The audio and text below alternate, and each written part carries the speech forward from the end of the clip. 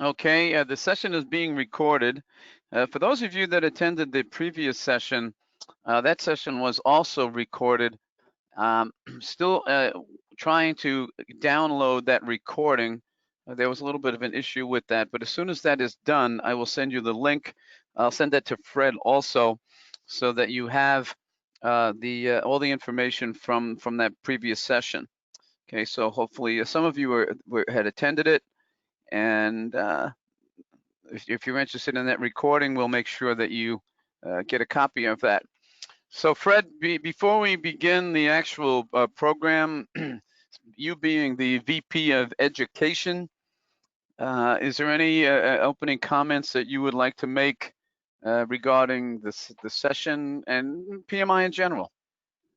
Well, thank you, Frank. Welcome, everybody. I guess, Frank, I don't have to go through the intro to Frank, because for anyone who's been involved with the chapter at any point in time since its inception, you have to know Frank Salatis. I don't know if you were a founder of the chapter, but I do know you were a president several times, the first time for 10 years, and then in 2 subsequent periods of time. Frank is also a PMI fellow, and let's see what else.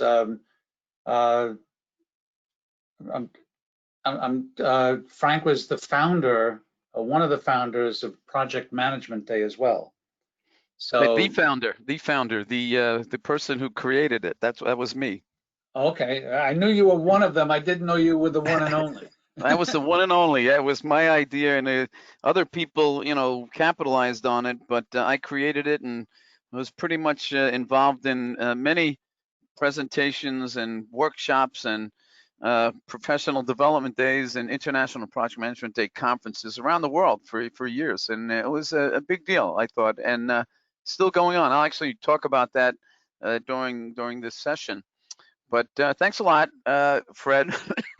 Now, this webinar, everybody is automatically placed on mute.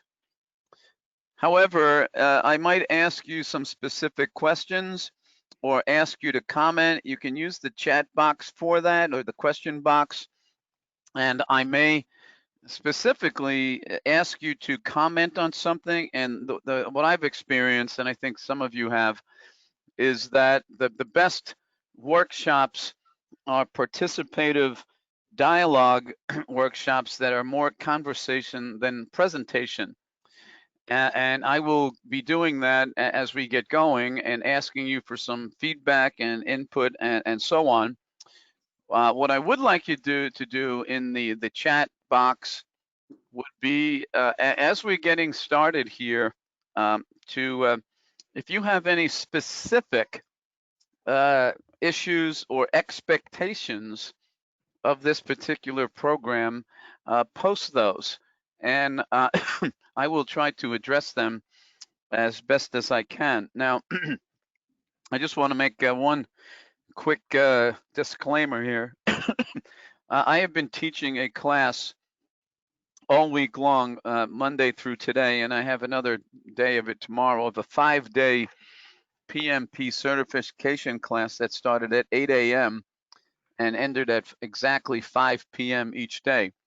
And I have been talking and engaging people for 4 straight days. Plus, I did the PMI chapter meeting last night on the indispensable project manager.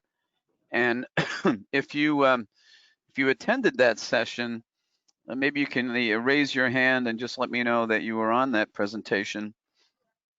We had a really good time with it. I got a lot of nice feedback. We had somewhere over 100 people. Fred, I think I saw 102 people in attendance at the session. I think that's about right. That's correct. Okay, so so Barbara was there. Thank you, Barbara. And we had a really pretty interactive session, and some of the things that we talked about last night I may incorporate into our session today. And I have labeled this a master's class or master's session in project management. And actually, I have been doing multiple presentations on leadership for a number of years. And leadership, an interesting statistic about leadership is that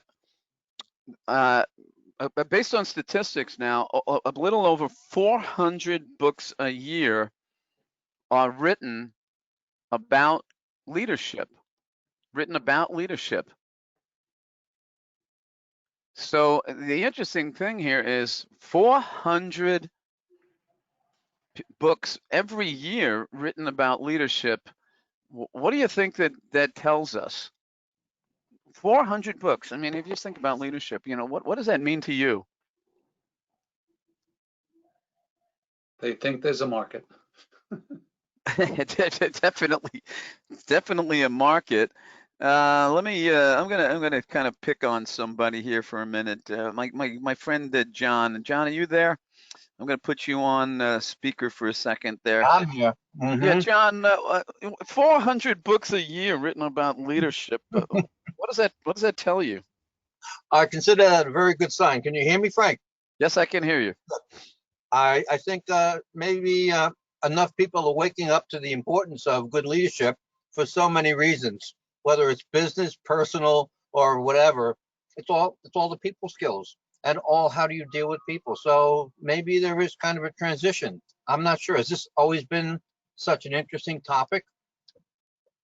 Well, it has been for many years. Let's see. Diana is asking a question. I just want to see what we got here. Fred, I didn't register for that. I don't believe I got the login. Was this done by someone else? It means that we still don't know and are still searching. I'm not sure. So I'm going to ask Fred, when you get an opportunity, if you would either contact Diana and answer her questions for her, okay? Yeah, I'll speak to Diana offline. Great. Okay. So, John, thanks for that. Mark Meredith, what's your take on it? 400. Okay, you're self-muted, so I can't unmute you. But if you can unmute yourself for a second, what do you think the significance is of 400 books a year being written by people? 400 books a year. Well, what's your take on that? Can you hear me now? Yes. Well, I echo the previous comments. I mean, it's a hot topic, and I think that it's a topic that cuts across various aspects of the business world. It has to do with management, and it has to do with management not only at the C-suite level, the top level, but cutting down through all echelons. And even people involved in much smaller teams, sometimes even with people who have no direct reports, are expected to exhibit leadership. And certainly in the project management sphere, I participated in the event last night that you led, and one of the points that you made was that of the key traits required of a good project manager, many of them have to do with people skills, or what we would think of soft skills, and that certainly falls in the area of leadership. That would be a few thoughts that I would have from my side. Okay, now my thought on this, and it's just, and I just put my video on so that you can see me a little bit, and we can connect a little bit better. One of my thoughts on that is that if so many books are being written about leadership, that means that there's a lot of perspectives on leadership, and that we maybe have not quite gotten it right yet, and we're still searching for what we'll call a universal definition of leadership. And I think that we're going to probably continue to see that trend going forward, that there will be many more books. And one of the places that I get a lot of information, by the way, and it's not really a book, but I pick up a lot of information from the Harvard Business Review, that particular magazine and their special issues, and a multitude of other places that are talking about leadership. And to me, leadership continues to evolve. And as it evolves, we come up with new ways to do things. Diana says, if we knew what leadership was and had the perfect answer, what constitutes great leadership, we wouldn't need all those books. Well, you know, you're right, Diana. I think that we have so many different perspectives on leadership that there's no universal answer. There's no universal. So what we have is a lot of people offering suggestions. The one thing I have found is that there are many very similar approaches to leadership and leading people and effectively. Now, you see the slide there says, let me make sure that we get everybody on mute here. 6 o'clock. Okay. Yeah, Fred, if you put your Fred, put your microphone on mute. Okay, that's good. All right, so the value of project management can be seen in any skyline. Those of you that were in the session last night, I brought that up. This is what I created. This was my quote when I began the idea of International Project Management Day. And the idea was that, you know, project managers are pretty much responsible, or project teams and project managers are responsible for just about everything that we use every day. And yet we don't really see the appreciation or recognition that project managers should be getting for this work. The class that I've been teaching this week, I was asking about, you know, amount of hours worked per day, and we were talking about resource planning and resource estimating and so on.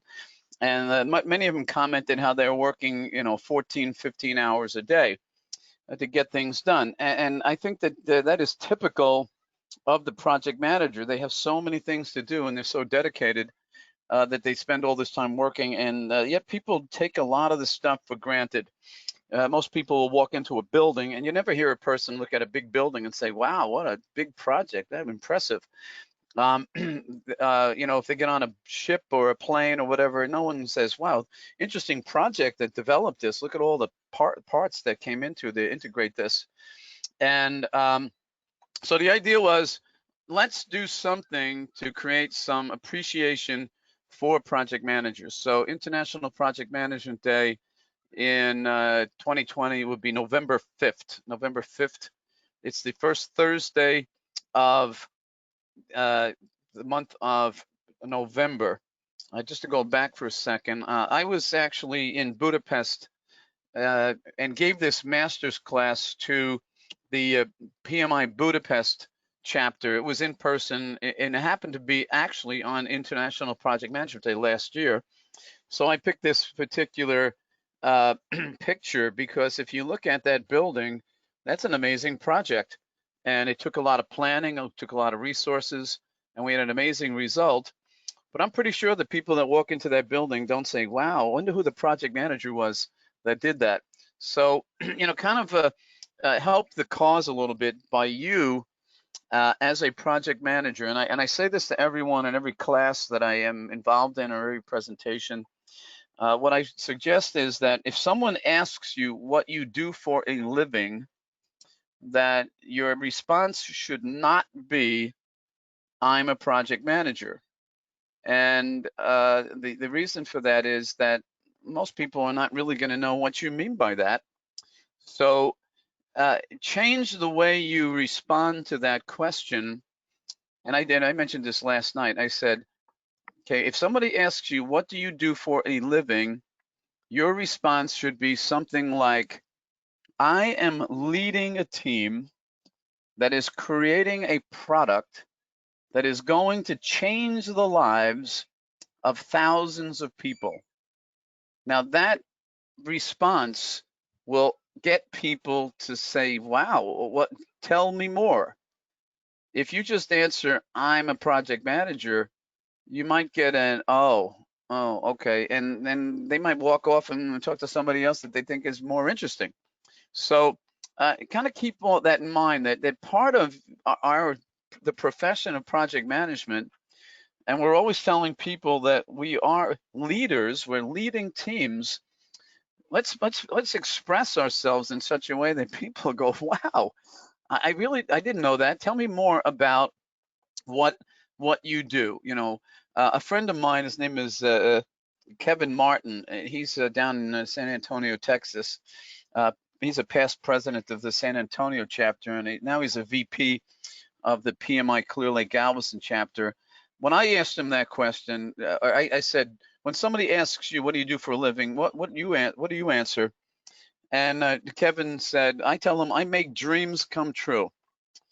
And I thought about that a lot. And you might get a response like, well, what the heck does that mean? Or tell me more about that. But I think that project management is kind of maybe part of making somebody's dream come true, but it's really taking something that needs to be done and making it a reality, and hopefully in a way that's going to help a lot of people. So, think about your response when somebody asks you what you do for a living. So, and feel free to comment at any time on anything that I say.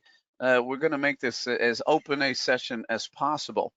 But here's what we're going to do. We're going to talk about core competencies, and we are in the digital age, which means that we probably have to look at things maybe a little bit different than we looked at things, 20 years ago. And that's why we have so many books. Leadership continues to evolve. We're going to introduce some ideas and techniques that will assist you in not only enhancing yourself, but enhancing the capabilities of an entire team. I'm very fond of quoting Tom Peters. Tom Peters has written, many books on leadership.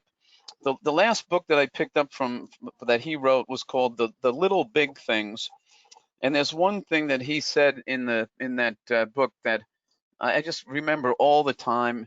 He said, to lead is to serve, period. And I think that's important, that the truly effective leader is not looking at how I can make myself more successful. The true leader is really focused on how to make other people more successful. And I think that, I'm always saying this to myself, that many of the leaders that we see in the headlines every day, I'm always saying to myself, that guy needs to go to remedial leadership school. And maybe you feel the same way, but our role here is in at least in the corporate world, and even in the public sector, the not-for-profit sector, is we should be helping people to be better. Okay, and I think that's really what we should do, and I try to do that. I try to help people. I offer support. People call me up and ask for some mentoring and coaching, and I'm happy to do that. And we have great dialogue, and sometimes I am able to make a difference in what people do. So you look about trying to help other people. A framework for creating a leadership development plan. Now, this is going to be kind of important, and we're going to take a look at your steps in leadership. And some of you are going to be, at least my assumption here is that some of you will be at different steps in the leadership ladder. Some of you might be starting out at the first level of leadership, and some of you may be advanced up to and maybe getting close to the C level. And then advocate strong teamwork through what we call collaborative and transformational leadership. So that's what we're going to talk about. And I want you to use your imagination a little bit. I'm going to, again, assume that many of you were project managers.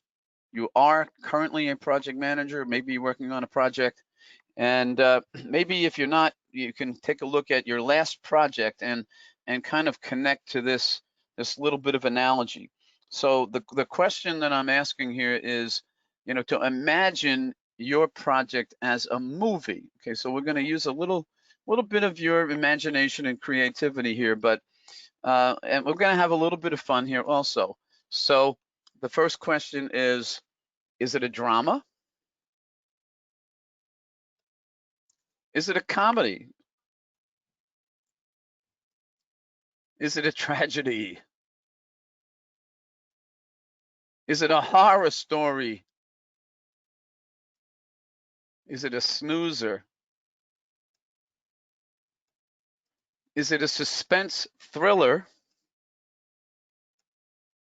Is it a love story? I had to throw that in there, you know. You know, sometimes you know, things happen in projects, but and now take a looking at taking a look at the projects that you work on. Okay, can you classify your project in any one of these categories? Okay, anybody want to maybe share their thoughts on that? You know, what kind of a project are we dealing with here? Okay, so let me go to my attendees here. So Mark, getting back to you, if you had to classify your project, which category would your project fall in? Is it any one of those?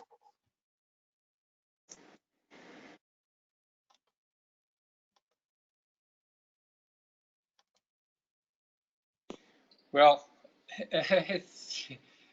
it's a good question. So the categories were comedy and tragedy, and the third was, did you say drama? Well, the first one is a drama, is a comedy, tragedy. Is it a snoozer? Is it a suspense thriller? Is it a love story? Or maybe it's an action adventure. You know, if you were to classify your project, which one would it be?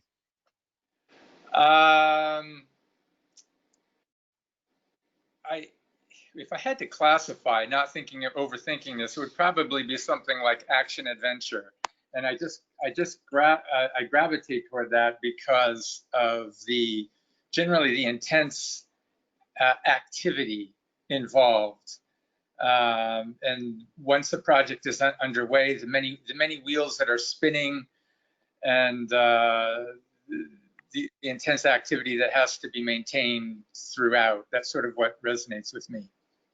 Okay, so that's good. So an action adventure sounds like it's an exciting project, and you probably wouldn't have any trouble explaining your project to someone and getting a lot of interest in it. If your project was a horror story, then that would indicate that, you know, we've got a lot of problems going on here. We've got stakeholder issues, we've got, you know, team member issues, contractor issues, lots of things are going wrong. And we'd have to start looking at, you know, why is it so horrible and a tragedy? Okay, this particular project it's in trouble all the time. People are just unhappy working on it. The people are not excited. They're sad to be working on it. So I thought it would be a good idea to kind of look at projects from a very different point of view. Okay, John's got his hand up. So John, what's your take on this? What's your comment? Okay, thank you for calling me, Frank. You know, I think I've done a lot of projects, and I'd say I've hit almost all of those, except except a snoozer. I don't think any of the projects have been snoozers. They're all on the edge. But you know, the love story part, I love doing the work. That's the love story part. But all of them, there's such a drama. Sometimes comedy. You know, I guess comedy is not that common if you look at the comedy of people screwing up so badly. But Yeah. Tragedy for sure. Sometimes a horror story, and suspenseful. It's very suspenseful. Are we going to be able to get this thing done? And it's an action adventure. I could apply almost all of those. Well, that's good, and that's my point here is that, you know, what we have to do is we have to kind of maybe look at things a little bit different than we would normally look at them, and come up with a different mechanism to see, how is this project working out for us? So I thought, if you could imagine you're a movie and people were watching it, what would be their reaction? Would they cry? Would they be afraid? Would they be sad? Would they be, connected to it? Would they be sitting at the edge of their seat? That's what I'm driving at here. We as leaders really need to kind of understand people's different points of view. Now, another thing that I found interesting would be that many people, many leaders in organizations, and maybe you see this in your organization, are suffering from BPIDS. And I'm going to guess that most of you are saying, what in the world is that? BPIDS. Now, BPIDS is your business professionals innovation deficiency syndrome. Okay, and let's elaborate a little bit on that. And you have to ask yourself, maybe, am I suffering from that? Or, maybe somebody I know, another leader in my organization, or maybe my leadership in general seems to be suffering from that. Now, this comes from an author. His name is Jeff Tobe, and I've actually met with him several times. He actually called me up, I guess about maybe 2 months ago, and he was on his way to speak at a PMI chapter. I think he was on his way to Pittsburgh, and he called me up and he said, Frank, could you give me some insight into, how project managers think? What do they do? Give me some insight so that I can make my presentation really resonate with them. And we had a nice discussion. But he wrote this book, Coloring Outside the Line, and I picked up on what this issue of BPIDS, the Business Professionals Innovation Deficiency Syndrome. And the first symptom is internal myopia, meaning that we're very short-sighted. We're not looking very far into the future. We're not doing any, what we'll call, appropriate strategic planning. We don't want to really look around us and see what's around the next bend and maybe start getting prepared. So you have to ask yourselves, do I have any people in my organization that look at things very short-sightedly? Then there's the ostrich view, which is not only am I short-sighted, I don't want to see anything. I think I'm just going to hide. And as long as I'm hiding, everything's going to be okay. I don't want to see anything. So maybe there are people in there that simply want to bury their heads someplace so they don't have to see what's going on. And then we have the paralysis of the past, which is, well, we've always done it that way. Why should we change? And that could be very dangerous, especially in today's environment. And if you really think about today's situation where we're, slowly phasing back, but business is not ever going to be the same again that I can see. We can't do things the way we did in the past. We just can't. My way or no way in New York, many of you know that as my way or the highway. I'm going to tell you what to do, and that is not going to be an effective leadership style at all.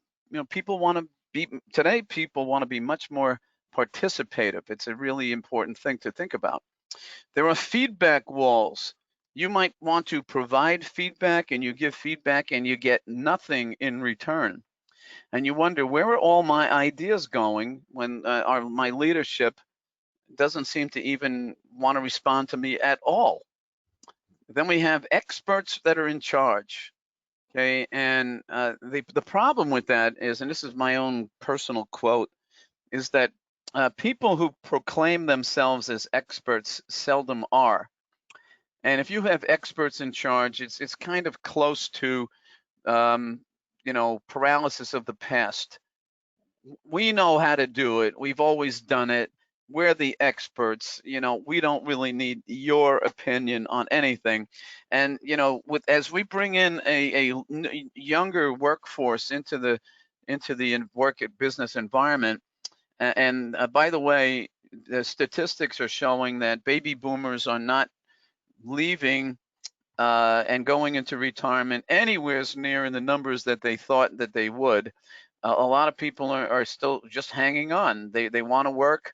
and there could be a lot of reasons for that, but that could create some issues. These people that have been around for a while have a lot of experience with the new people coming in, and the age issues and the generation issues could actually present, some potential problems that we need to be aware of. And then there's fear of failure. The fear of failure meaning that I'm afraid to do this because I could fail, and therefore I won't do it. Now, if we don't experience failure, then we may not learn very much at all. So I made a point in a previous presentation about someone who he and I were having a discussion about failure, and he wrote on the flip chart.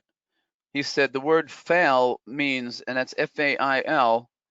He said fail means first attempt in learning. First attempt in learning. And I thought, well, that makes a lot of sense, because we learn a lot when we fail, and we are able to move forward when we fail. Now, just to stay on that topic, there are books out there. One of them is entitled Fail First. I think there's another one, Hurry Up and Fail. And I have a little bit of a different philosophy on that. My take is that you shouldn't go out there trying to fail. You should go out there trying to succeed. However, failure can occur, and we need to capitalize on failure by learning from it so that we can try something different the next time. So I like to use the quote that failure is a detour on the road to success. And I think that that's an important thing to think about. Okay, so let's talk a little bit about leadership. And by the way, at any time you have a question, raise your hand or post a question. I will be able to see your question being posted very quickly, and I will try to respond. And I will try to engage all of you in discussions at some point in time. But if you have some comment that you'd like to make, we'll try to make this as interactive as possible. Now, I'm going to ask you to define leadership, okay? People, teams, organizations, they want and expect leadership. And that if you're in a government job, if you're in the private sector, if you're in a not-for-profit, people expect leadership. And the question is, how do you define leadership? What is it? So what is the, you can write this in the chat box or in the question box, but what is leadership in your definition? Okay, anybody have an example of leadership? What is it?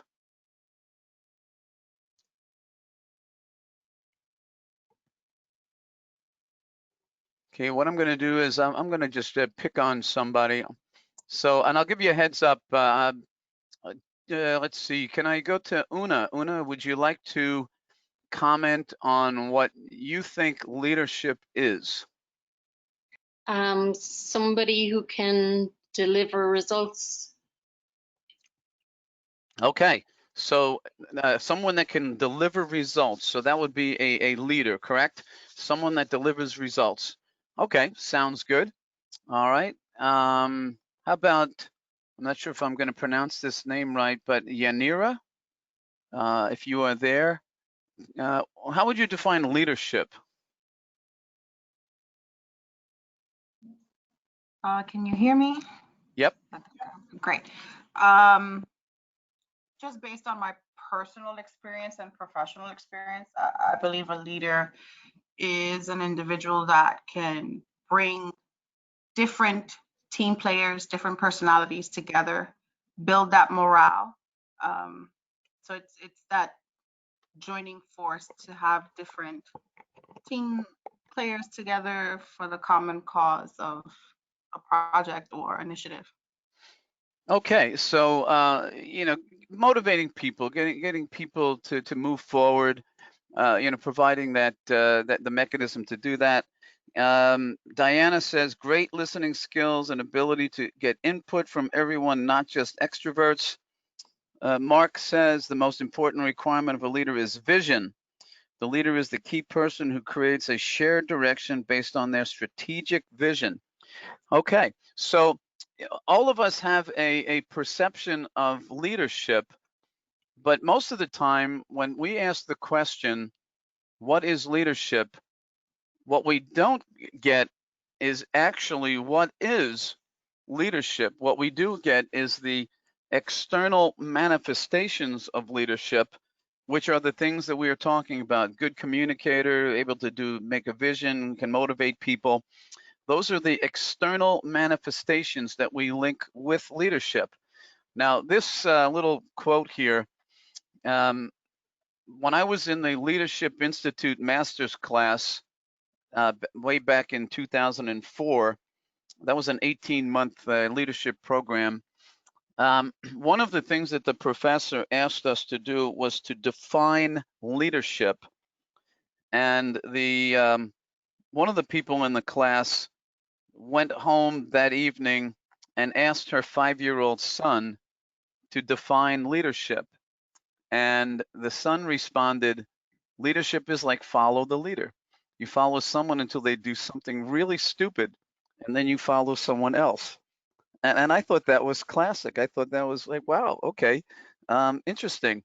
That leadership is that we follow people because of what they do and maybe what they stand for until they do something really dumb, and then we find somebody else to follow.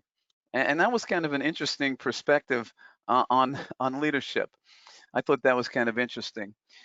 Carl says, motivator, provide guidance and support, give the team what they need to perform. Yeah, Jeffrey said the ownership of responsibility to contribute to the success of an endeavor. Contributions may be from a position of authority or team member. Okay, so those are all, again, the external manifestations of a leader. And the question is leadership itself, if we could define it. Okay, we have a lot of what we call misconceptions about leadership, that you have an impressive title, you're a vice president, you're a CEO. If you have that title, does that make you an amazingly strong leader with great leadership capability?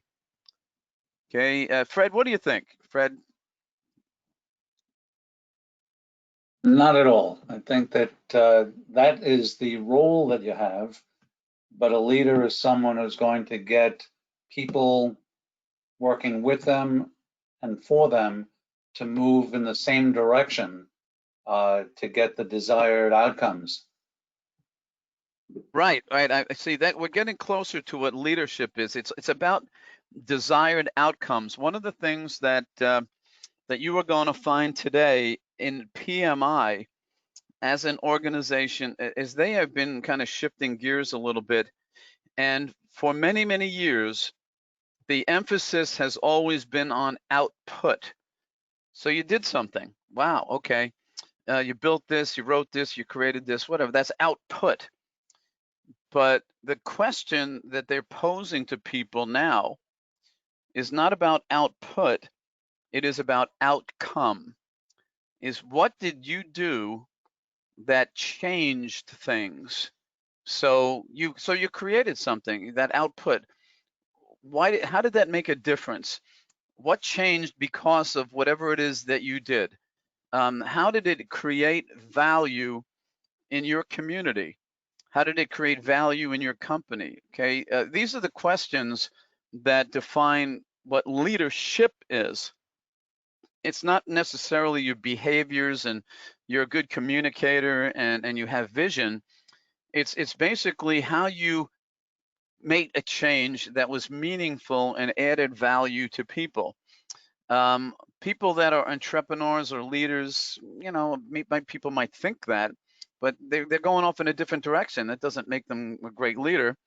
A high IQ, you can be super, super smart and not inspire anybody. Okay, the person out front of the crowd is the leader. Leadership is based on position. These are all things. I highly recommend this book, The 21 Irrefutable Laws of Leadership by John C. Maxwell. He provides a lot of insight into what leadership really is and helps us to define that more effectively. Okay, now what is the work of leadership? Okay, and I think all of you have some idea of what we call the work of leadership. I see there is some things being posted. Let's see, Carl, guidance support. I think I got that. Contributions from Jeffrey. John Conti said no. No, meaning I think that because you have a high IQ, you're not a leader. A lot of those things are just not really truly associated with leadership. But take a look at manage and create change.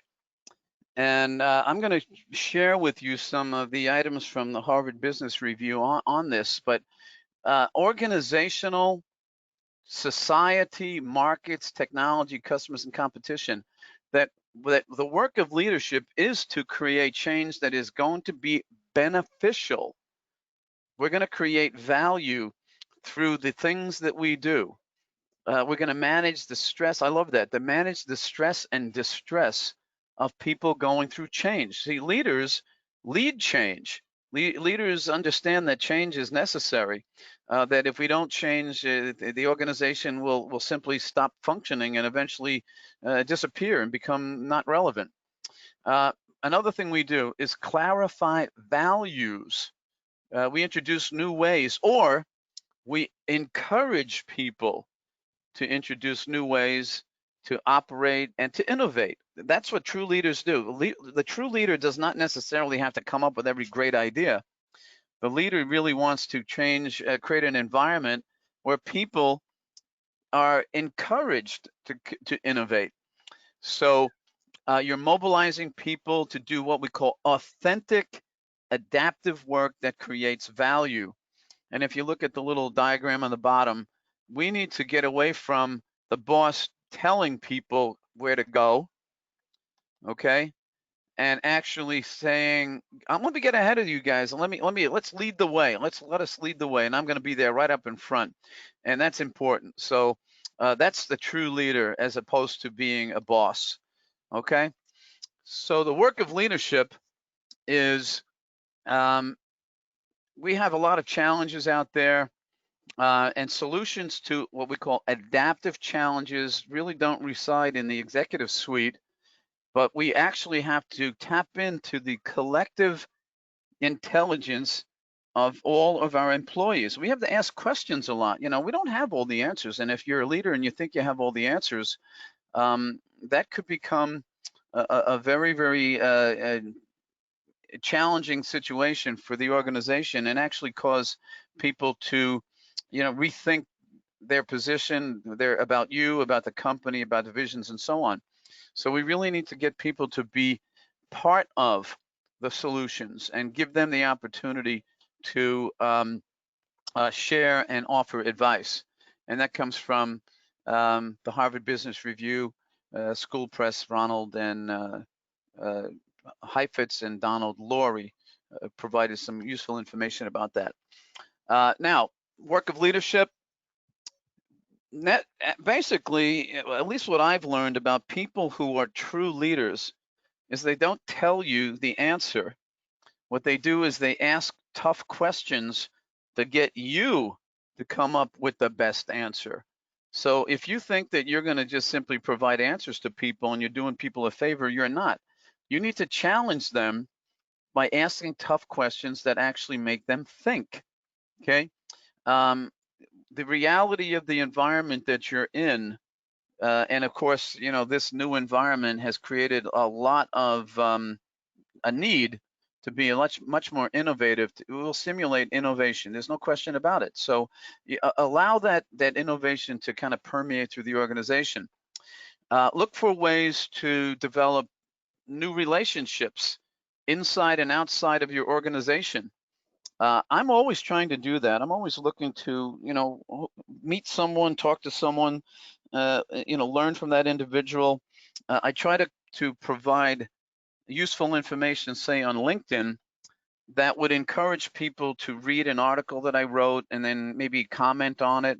I get involved in discussions with people so that I can get new perspectives, but establish new relationships. It's really good for your learning more about things. We should always be looking at how we can challenge the organization and how it does things, especially if you see that we're doing the same thing over and over and over again. We want to change that. And then the emphasis of lessons learned. Whatever you learn or what someone learns, if they find a better way to do something, you know, in project management, we always talk about having a lessons learned repository. My personal experience is that most lessons learned repositories are not used because they are cumbersome. It's hard to sort through them. You know, it doesn't really, I mean, I know the information is useful, but it's kind of hard to get at. But if you come up with something that's really great, shouldn't you share that like right away with people? Shouldn't you send out a memo saying, hey, we had a great idea. I need everybody to kind of jump on it right away. Don't wait for people to try to look it up in a lessons learned repository. Tell people what it is, because it will have a profound impact on an entire organization. And of course, what you want to do is give credit to the individual who came up with that idea. You know, that promotes more innovation, more new ideas. So if you look at what I have on the top, leadership and project manager, a natural connection. And I think most of you will agree that if you are a project manager, you are both leader and manager. And we have to have a really strong balance of managerial capability and leadership qualities. So let me ask a question of Jeffrey, if you're out there. If you were to make a comparison between leader and manager, what's the how would you describe the difference between leader and manager? Well, the difference between leader and manager. I mean, when you look at a manager, pretty much a manager is pretty much trying to help keep things in order and maintain status quo and you know, I guess run from a playbook, whereas a leader is more or less kind of directing and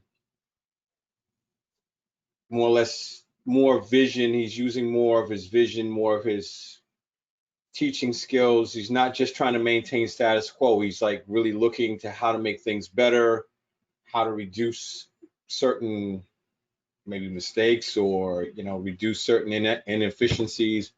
So the leader is kind of looking at it from a higher, you know, looking at the operations from a higher level, you know, more broader than a manager would.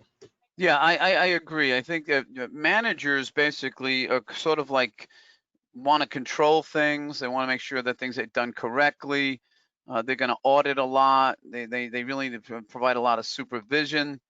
And a leader is more empowering, more, you know, I'd like you to do this, and if you need any help, let me know, and let me give you a little guidance, and here's some thoughts to consider, and really kind of focus on the person doing something and learning and helping the person learn. It's really kind of an important thing here. Now, what I have here, and if you look at the bottom, John Kotter has written a bunch of different books and articles. And one of the things I'm going to recommend to you, and this is fairly easy to do, would be if you were to go maybe sometime this week, if you go online, go to your search engine, Google or whatever, and look up John Kotter's 8-step change process. Okay, and you will find, you know, like thousands of articles about his 8-step change process. But I do a little program called Creative Change Leadership, and I do touch on his 8-step process. If you look at that and you look into what each step means, that right off the bat, especially if you are involved in things like organizational change, will give you kind of an edge and help you to get to another level of leadership. So kind of like a homework assignment is to take a look at John Cotter's 8-step change process. Now, leadership and management are distinctive.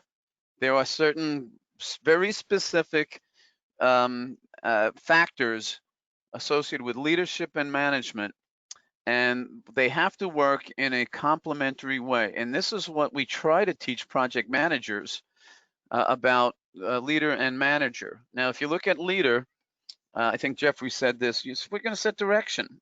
This is where we're going to go, and here's why. But you have to tell people why you're going in that direction. You're going to align people. You need to get people to say, yeah, I understand this. I see why we're going to do this, and help people be positioned to move in that direction. And then we need to be very inspiring and motivating. And that has to be in your voice and in your behavior, in your body language. You have to actually say, hey, we're going here, and I'm really excited about it. I need you to be excited about it too. Now, I will tell you that kind of leadership can be exhaustive. I'm just saying that we can get very, very tired when we are upbeat and expressing so much energy all the time. So I'm going to say caution yourselves on that. That sometimes you need to kind of take a break, take a breath, see how things are going. But I think it's really important to maintain that positive outlook, even when things are not looking that great. They always look to the leader to say, how are you going to get us out of this? And this is where you will get people to shine, when you give them opportunity to come up with solution. So be motivating and inspiring. Understand human needs and emotions, especially in the area of what we call emotional intelligence. And take a look at what you have as personal values. And that has a lot to do with what you think is most important in life, in dealing with people. For instance, do you value teamwork? Do you value establishing strong relationships? Do you value honesty and truth? And if you do that, then you need to express that, and you need to practice that. Otherwise, people will see that you are pretty artificial. So you have to kind of do those things. But if you look at manager, we're planning, we're budgeting, we're organizing, we're staffing, we're controlling, and that is okay. But what we really need is for the leader to understand that I have to be a manager too, and we need to balance the two. And the way we're going with project managers these days is to balance your leadership capability with the ability to make sure things are getting done, and looking at reports and KPIs, key performance indicators, and critical success factors. But let's not place too much emphasis on that without placing some emphasis on the people that are actually doing it. So we really need to have that balance. That's really critically important. Okay, so management is about coping with issues and problems, and complex issues. We got to have strong management, otherwise things are going to get chaotic. We do need process. We need to make sure that we have things that are in place to help us move forward and get things done in a correct manner. But leadership is about coping with change. We as leaders need to deal with change, and we need to kind of accept change. We need to create change. But leadership is about getting people to buy into change and actually want to be part of the change process. And as the world continues to change, we are going to have to deal with that, and it places more demands on leadership and working with people. So now we're going to talk about leadership, or about leading. So here is some questions that you would want to ask possibly regarding leadership. Okay, and the question is, if you want employees who are more engaged and productive, give them purpose. And that is something that is concretely tied to your customers and your strategy. Now, I'm going to kind of speak from the PMI chapter point of view. The PMI chapter is the customers happen to be the members. The members are the customers. So we have to kind of develop a strategy that would meet the needs of the customers, the members, and also find ways to move the organization forward. So the questions here is purpose at the core of your strategy. And you have to ask yourself these questions. You know, does purpose contribute to increasing your growth and profitability? Purpose significantly influence your strategic decision-making, investment choices, and so on. So the question that you have to ask yourself is, do you have a purpose? Is your organization's purpose clearly understood? And can you answer the yes to all of these questions?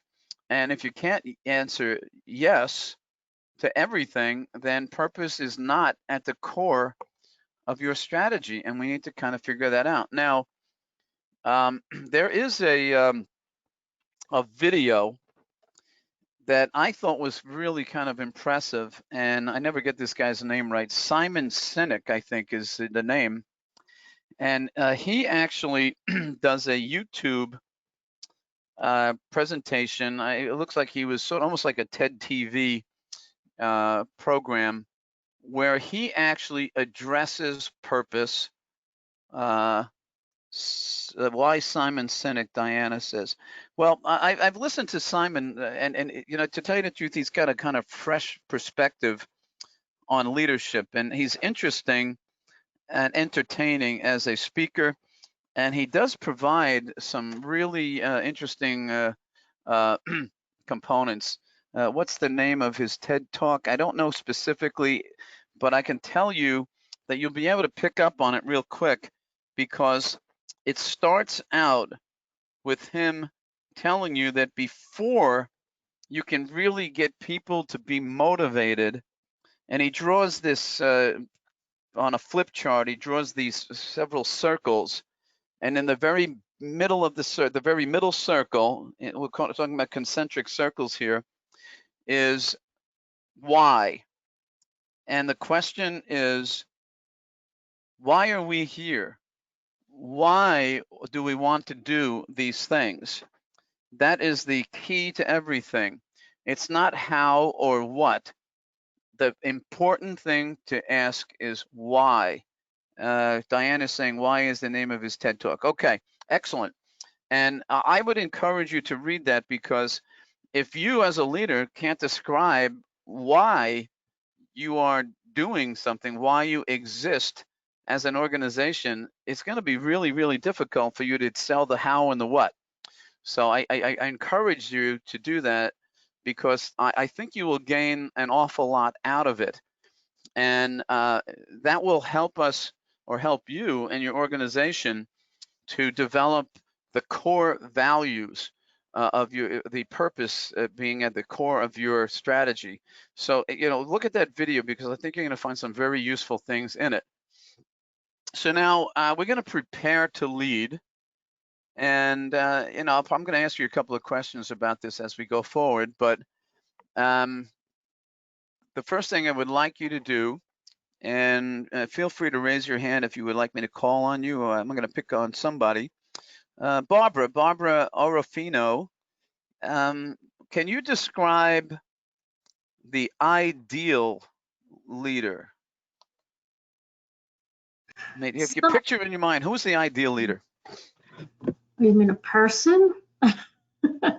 Well, an ideal leader, I would think, would be somebody that would motivate me, somebody that would get me to go beyond maybe my out of my comfort zone to work for them or get something done.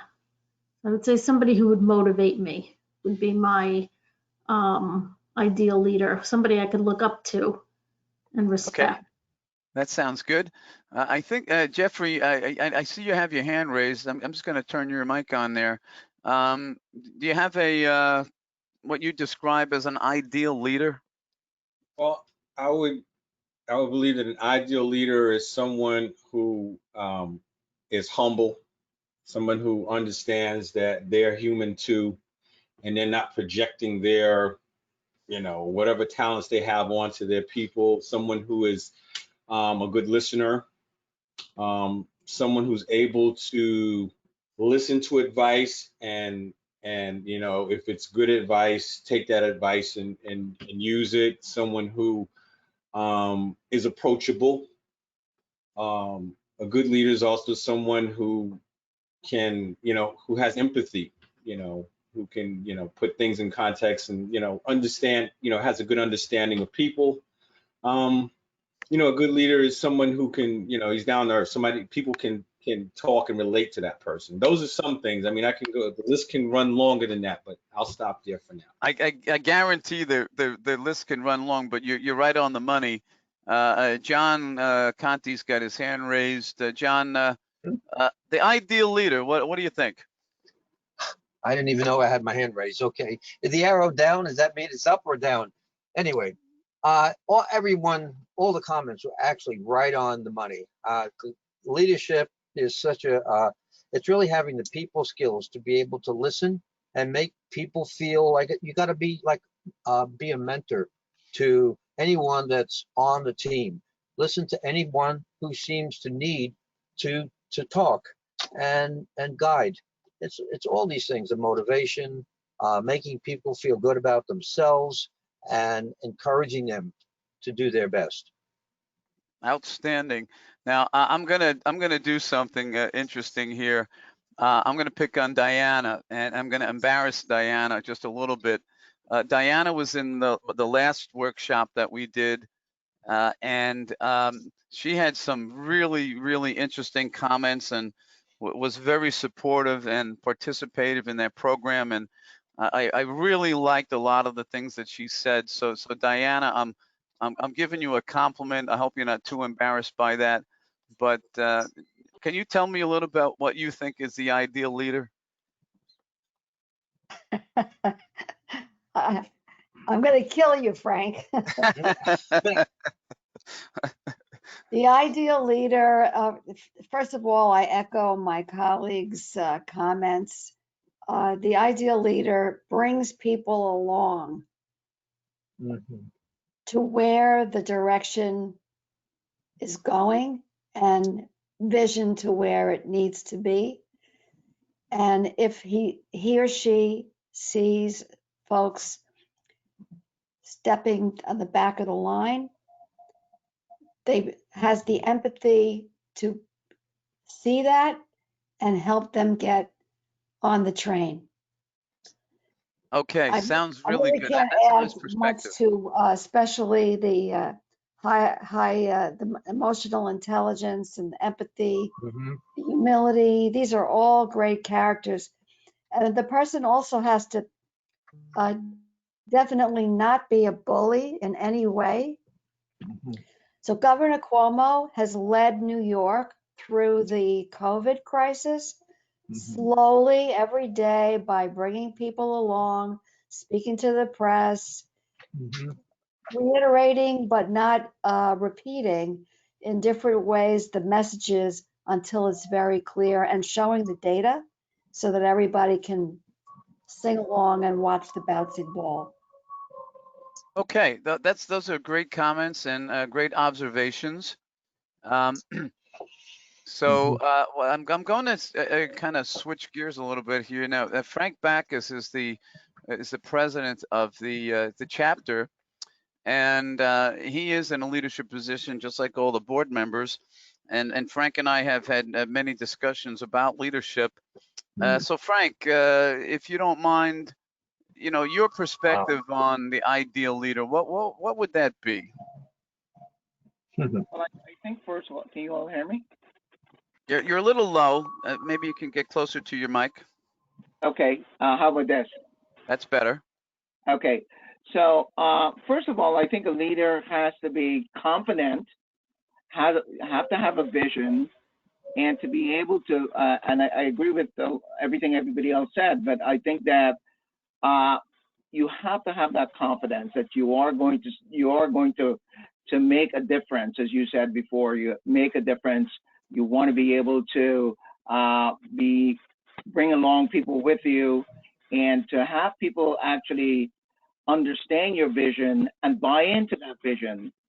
You're not a good leader if you can't get them to buy in, or if they can't buy in for one reason or the other. You have to go back and you have to get them to really look at it and understand the vision that you want to move with.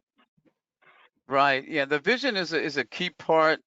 I think that number one, in order to create a vision, we do need to understand our stakeholders, our customers. You know, what do they want? What are their needs? That's really part of creating a vision. And then once that vision is created, we have to make sure that we, as an individual, can buy into it ourselves, and we are going to be passionate about it. And then we are going to have to find a great way to communicate it. Now, if you look at the leadership characteristics, and Jeffrey said, you know, there's a whole bunch of them. This is still not a complete list, but if you take a look at what typically people say about leader characteristics, look at all the things that are in here. And now you have to ask yourself, and maybe, you know, kind of mentally do a check mark. Do a check mark. Thank you. Okay. Do a check mark on all of the things that you do. Do you provide vision? Are you a knowledge champion? And that doesn't mean that you necessarily know everything, but you encourage people to share knowledge. Can you visualize and explain things in such a way that people say, yes, I get it? You know, how effective of a communicator are you? Are you open? Do you encourage yourself and others for personal development? Are you an optimist? And you know what? We should always be optimistic, even in the face of diversity. Actually, not diversity, adversity. In terms of, you know, there's got to be a solution out there. Maybe I don't have it, but somebody's got to have it. Creativity, humility.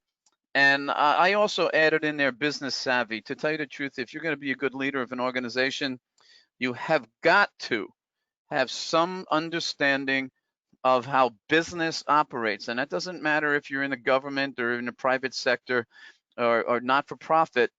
These are the things that are important for you as a leader, plus many more, I guess.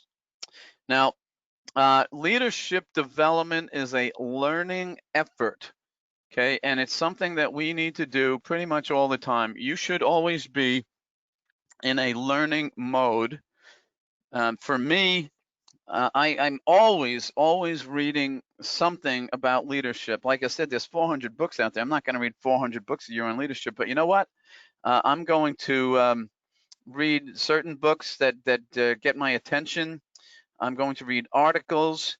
I am going to, I read magazines like Fast Company, which is always talking about creative leadership. I encourage people every once in a while, pick up a copy of Fast Company and read what's going on in the business world.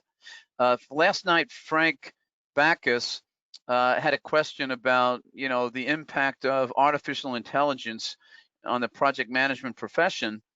And actually, magazines like Inc.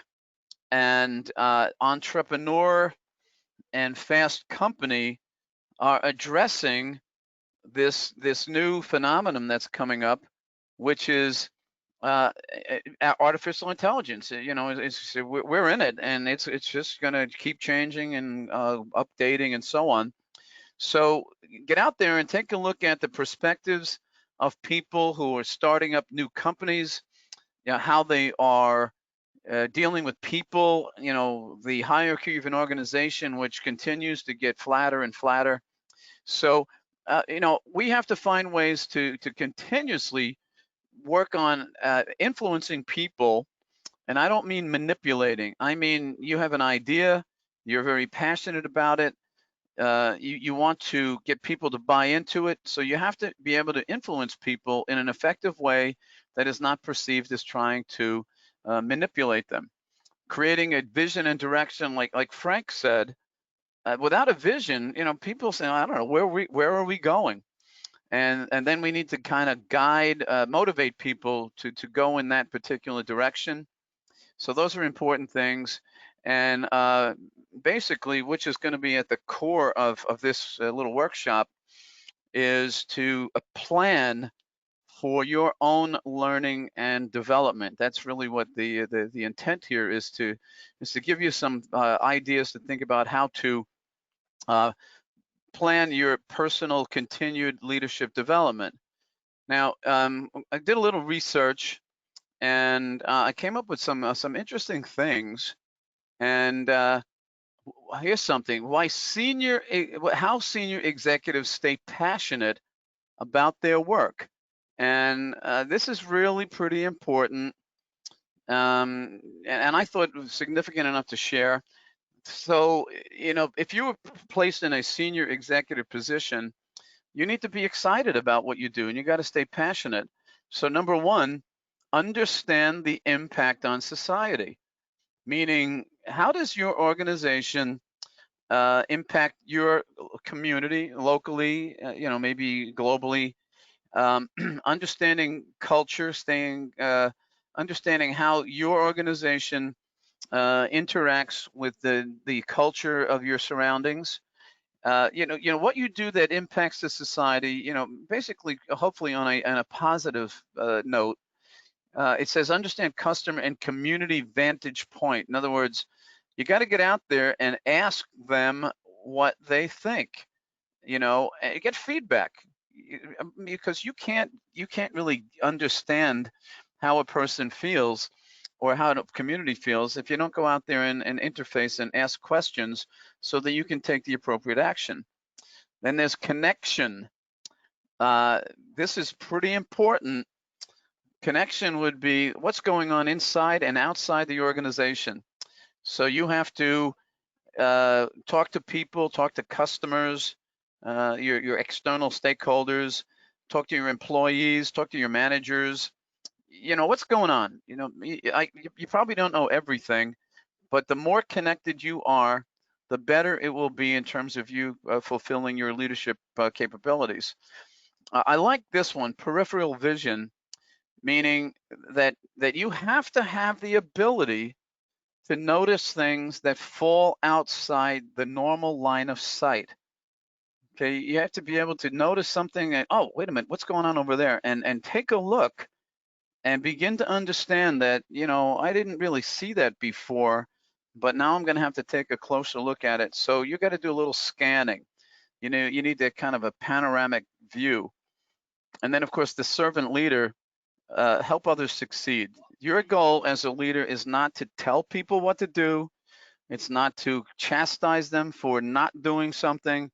Your job is to help them succeed by giving them direction, helping them form a plan if necessary, working with them and not beating them up if they don't do something that you don't like, but expressing your concerns in a civil way, and then offering some suggestions to help them move forward. It's not about penalizing people, it's about helping people to succeed. As I said before, Tom Peters said to lead is to serve. So in most not-for-profit organizations, that's what leaders are supposed to do. They're not really the boss. They're not directing and telling, or, in my opinion, they shouldn't be. They really want to get people to do their best. And the only way to get people to do their best is to help them to do their best. And that comes from a special edition of the Harvard Business Review Spring 2020 issue. Now, the most essential leadership skills in North America for 2018. Now, you're probably saying to yourself, well, what do you mean 2018?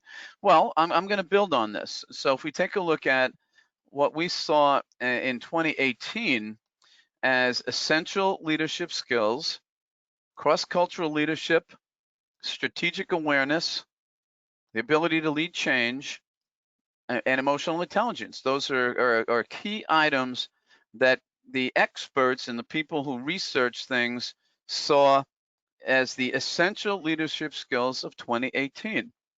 So let's see, I'm just going to ask for some comments on that. I'm going to kind of go back to Fred Fred's the VP of Education for the chapter. So Fred, what's your take on that? If we're looking at 2018 and we're looking at these leadership skills in North America, what's your take on this? Is this something that should have been rolled into 2019 and 2020? What's your take on it? Well, I believe that all four of the things you have highlighted are leadership skills. What I can't come to a decision on is, why are you specifically referring to these as 2018? Why wouldn't they also be 2019 and 2020? Unless you're talking about things like COVID, which changes the environment we're in and requires different attributes to become a leader and to get people moving in the right direction. To the extent that I understand the question, yes, I agree that these are valid leadership characteristics.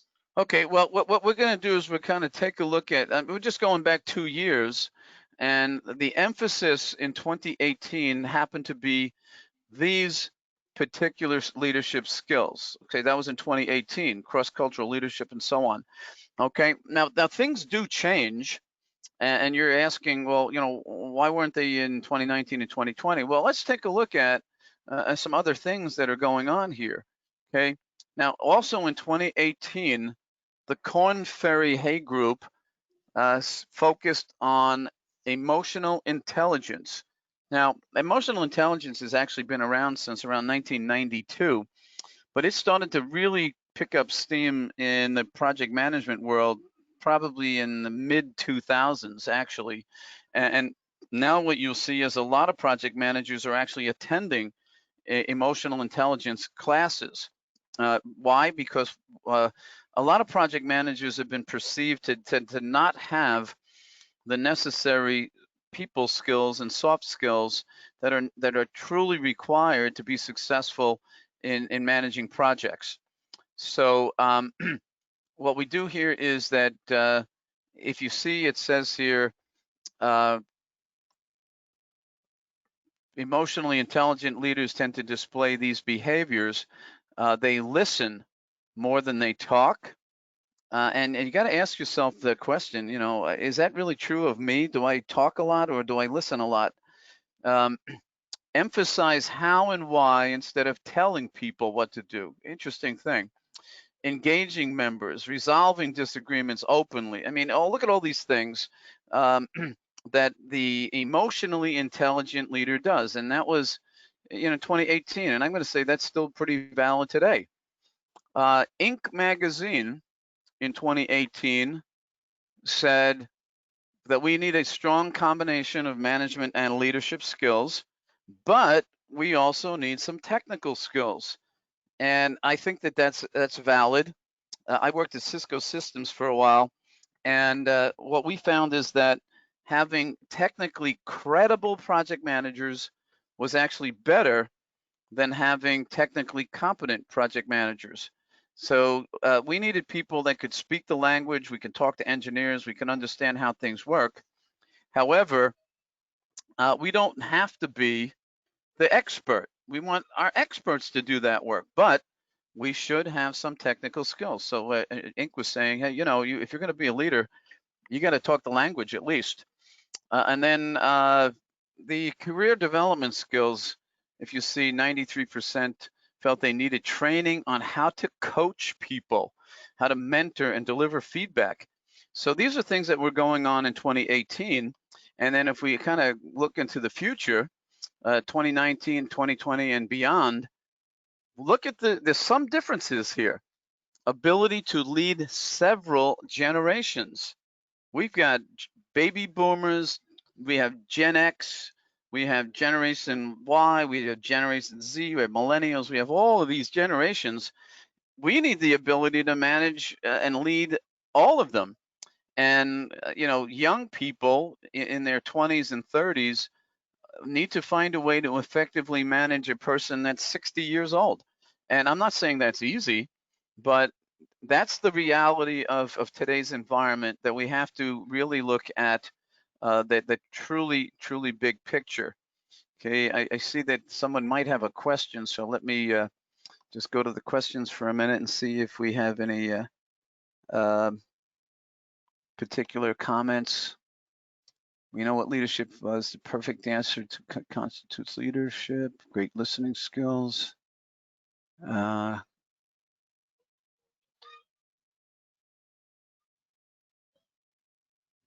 Cross-cultural leadership is timely today for sure, according to Diana. Yeah, I'm going to say that that's really pretty important.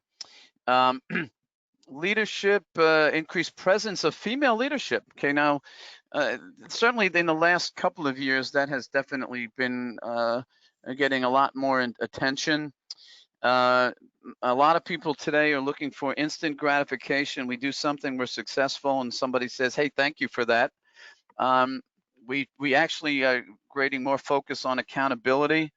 I give you something to do, I expect you to get it done, and I'll hold you accountable to it. And by the way, that is a way to move forward by accepting accountability.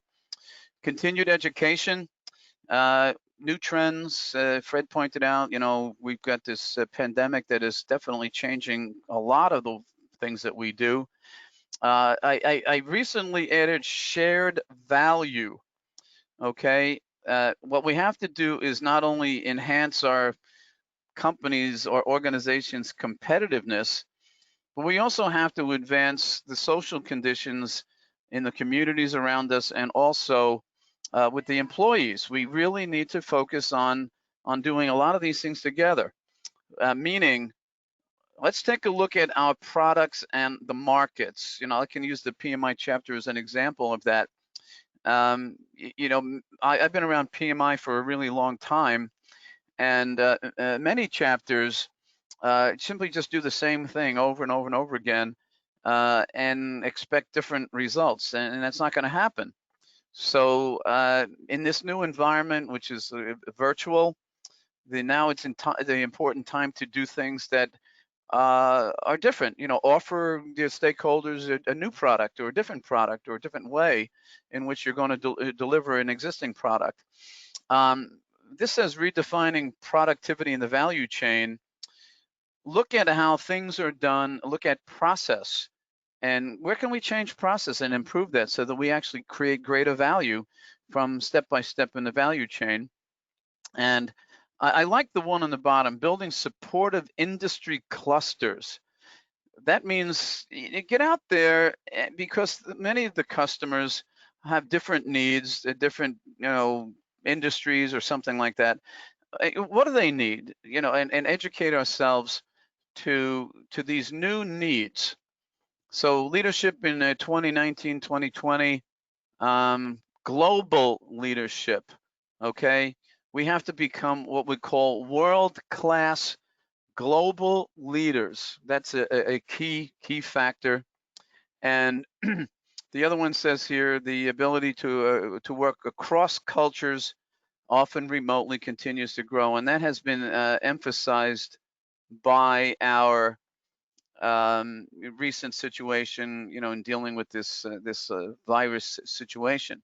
So you see that leadership expectations, things like analytical skills, team building are definitely, you know, they're being looked at much more closely, and people who are moving forward in their careers need to be aware about all of these trends. If you look at global leadership skills, according to Mr. Clausen here, look at this list. Okay, well-spoken, good negotiator, presence. You know, making sure that you're there and people see that you are connected to them. Lifelong curiosity is a good one. I'm always looking for something new to learn. You know, I would never proclaim myself as an expert because I'm always learning something. Self-awareness. Let's see, I think we have a comment or a question. Let me see what we have here. Exhibiting strong leadership in an increasingly remote working environment is also a key new requirement. Yeah, there's no question about that. Yes, and that was from Mark. Mark actually talked about that. So we do have a number of things. Sensitivity to cultural diversity. Everybody knows that that's getting an awful lot of attention. Patiently impatient. I like that one. You need to have some patience, but at the same time, you don't want to wait too long for things to get done. So I think this is a very good list of project managers, of what project managers should be striving at, because most people that I know working on projects are working in a global environment. Maybe not global, but at least international. And you're dealing with different cultures, you're dealing with different kinds of expectations and so on. So it's important for us to really kind of build on all of those different skills. So what we have here is a question. What are the core behaviors expected today and of future successful leaders? Now, the key word is behavior. Okay, so we're not talking about skill here. What we're talking about is behavior. So I'd like to ask someone to, try to answer that particular question. So if you would like to comment, would you raise your hand, and I will allow you to comment on that. So John, what are the core behaviors in your opinion? Well, one thing I could think of that really makes a big difference, certainly in my life, is being mindful, being aware of my environment, being aware of people's reactions, and making sure that I understand where where I want things to go, having intentions of where I want things to go, and that just having an impact on on what I say and what I do in the moment. Okay, and you know what? I've actually seen a lot of discussions about being mindful, and that is really as a connection to that word presence. Make sure that you know what's going on. Be sensitive to what other people are thinking. Look at the much broader picture, the bigger picture. So those are some key comments for sure. Anyone else want to share anything about what they think the behaviors might be? Okay, I don't see any of their hands up, but how about look at this, willingness to empower. That's a behavior, that's not a skill. That is allowing other people to take the lead on something instead of you doing it. Ability to motivate. I think we could probably call that a kind of a skill and a behavior, but the behavior that we're looking at is the encouragement to let people kind of go and do something differently. If you're listening, your behavior is telling people, I am interested in what you have to say. If you work with people, you're a team player. That's a behavior. If you're coaching people, you're helping people to grow. Same thing with mentoring. The difference between coach and mentor is that a coach will kind of tell you how to do something and teach you skills. A mentor will basically help you to expand your knowledge and way of thinking, to think from different perspectives and become more of a critical thinker. And of course, encourage creative thinking. So these are what we call core behaviors. Now, I'm looking at the clock. It's a little after 7:30. We've been going for a while. So I'm going to suggest that we take a short break. Let's take a 10-minute break so you can stand up, relax. Maybe you need to get a beverage and just move around a little bit. So let us take a 10-minute stretch break, and then we will continue on. And also, as you come back, if you could post in your chat or the question box how you are basically perceiving the session so far. Is this information useful? Am I missing something that we need to talk about? So maybe a little bit of feedback so I can ensure that since you are the stakeholders, that I am meeting your needs and making sure that you're spending your time wisely. Okay, so let's take a 10-minute break, and then we'll come back and we'll continue our discussion about putting together a plan to lead. Okay.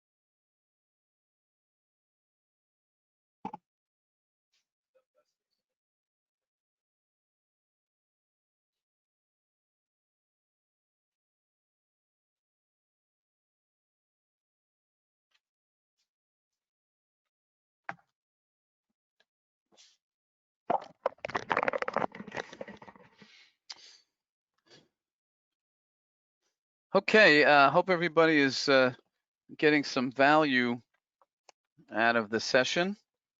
Now would be a good time to share any particular observations or feedback or recommendations. Let's see what we have here. John says, great presentation, current information on new skills. Okay, great. Diana says, great class, will we be getting the slides? And the answer is you get a copy of the PDF. And I do ask you that you use that file for your own personal use. Please do not post it on the internet or internally in your organization. This is for your use only. So again, that's a matter of professional courtesy and ethics. This is for your use, okay? I am going to get this. This is being recorded, and the other one was recorded, and I'm working with the GoToWebinar folks to see where that recording is so that I can get that sent to you in the form of a link to a special YouTube channel so that you can view these recordings at your leisure if you so desire. Okay, so path forward. So we're going to plan to lead, right? Now, the question that you have to ask yourself is, where are you going? Okay, where are you going as a leader? Okay.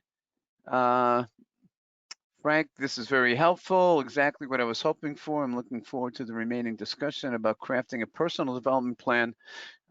This is probably, that part is probably going to be the most useful because it really is a very specific step-by-step approach. So yeah, we will be talking about that now as we go through the next portion, and then there should be a little bit of time at the end for any comments or questions. I like this. Leaders need more than a strategic plan to ensure the continued success and growth of the organization. A plan for further development of current leaders and potential leaders is also critical for achieving strategic goals and sustaining the organization's core competencies. So we have to have a strategic plan. There's no question about that. But we also have to develop a plan for continuous development of the leadership. And that means at pretty much every level, we should be offering training and mentoring and coaching and facilities that will help them grow, which will in turn help the organization grow. So I think that's really a pretty critical thing. Now, these questions were asked in my presentation last night at the chapter meeting, and they're very relevant questions, and I've included them in this presentation because they are such good questions. It's really not a question, it's more of a fill in the blank statement. So I'm going to just ask for a few comments here, if you don't mind. If you can raise your hand, I'll pick that way. I don't want to be too random on this, but can anybody fill in the blank on that first one that says, to do all aspects of my leadership duties well, I should improve? Can anybody offer something that you would fill into that particular space? Okay, anybody, just raise your hand and I will. I don't have a hand, so I'm just going to speak up. Go ahead. I would say continue to improve continuously. That there's constant improvement is needed. Yeah, I need a continuous improvement and probably in multiple areas. We might pick, one specific thing that we really need to work on. Jeffrey has an answer to that. So Jeffrey, if you would unmute. Okay. Yes. What would you say? I would say that I should improve my intentionality or being intentional about learning and staying current, in different aspects of leadership. As you mentioned before, reading magazines, reading articles, taking time to do some professional development versus just continually just working and solving problems and, and getting tasks done. Okay, I think that's a great response. To do all aspects of my leadership duties, well, I should improve my plans for professional development. Sounds really good. How about this one? If I were better at, I would excel relative to my peers. Now, what we're saying here is not that we're better than other people, but we are better at something than other people, which just distinguishes us from other people. So it's not about competition. It's about positioning yourself that you do something extremely well, better than everybody else, which makes you a very valuable part of the business that you're in. So anybody want to fill that one in? Anybody have a comment? I would, if I were better at something. Okay, I don't see any takers there. We could say if I were better at solving problems, if I were better at expressing myself via effective communication, something like that. If I were better at writing objectives or, something along those lines, we could do that. Jeffrey, you have a comment on that one? Yeah, I was going to say, if I were better at, understanding, the politics and the environmental factors and, being more emotionally intelligent, I would excel above my peers, because that, having that type of knowledge kind of helps you to know when to speak, when not to speak, how to act and react, and, or which channels to go to get what you need done in a manner that's, less obvious, but very effective. Okay, John Conti says listening. All of us can probably be better at listening. And Jeffrey, I think that you touched on something I don't hear very often, emotional intelligence. If I was better at that, that would be great. Maybe we all need to kind of look into that a little bit more. And if you look at the other questions, if I improved something, I would resolve an ongoing problem. And John, I could probably plug your answer into that. If I would improve my listening skills, if I improved my ability to not be judgmental, if I improved my ability to accept other people's ideas, things like that, okay? If I skip to the last question, the reasons why I should continue my personal development include, so anybody want to fill in that blank? What would be the reason why you would want to fill in your, basically continue your personal development? Anybody have any item they want to fill in blank with that? If you don't continuously develop, you're going to be left behind because everybody else is developing continuously. That's about the size of it. A lot of people say the answer to that, or the statement that they put in there, is to keep my job or to remain employed. Okay, so that's important.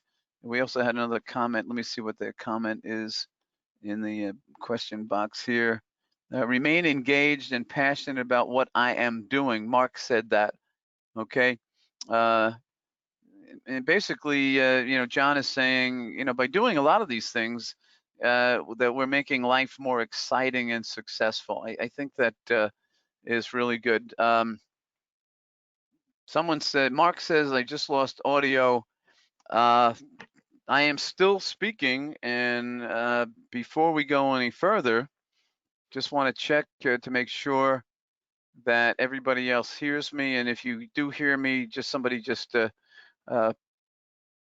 raise your hand. I just want to make sure that we're still good. People are saying, I can hear you. John says so. It might be something that you have specifically that you need to check with on your connection. Mark said he was back, so He's apparently back. it's okay. Excellent. Okay, so these are great questions. I encourage you to spend some time and seriously answer these questions, okay? So leaders need a plan. So key items for planning your leadership development.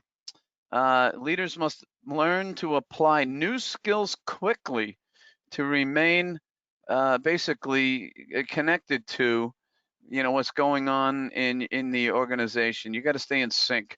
Leaders must help others learn new skills. You have to help others learn new skills. Okay, you have to establish an appropriate frame of mind that will enable you basically to develop a plan for not only yourself, but also for your team members. Okay, that's an important thing. Okay, and look ahead and become change ready. And now, we don't talk a lot about change in this particular session. We did talk about change in the past one. Was a creative change leadership. But that not only you have to be a change ready person, but you also have to create a change ready atmosphere in your organization. We have to kind of look at things that are going to be different. Plan to partner with each element of the organization.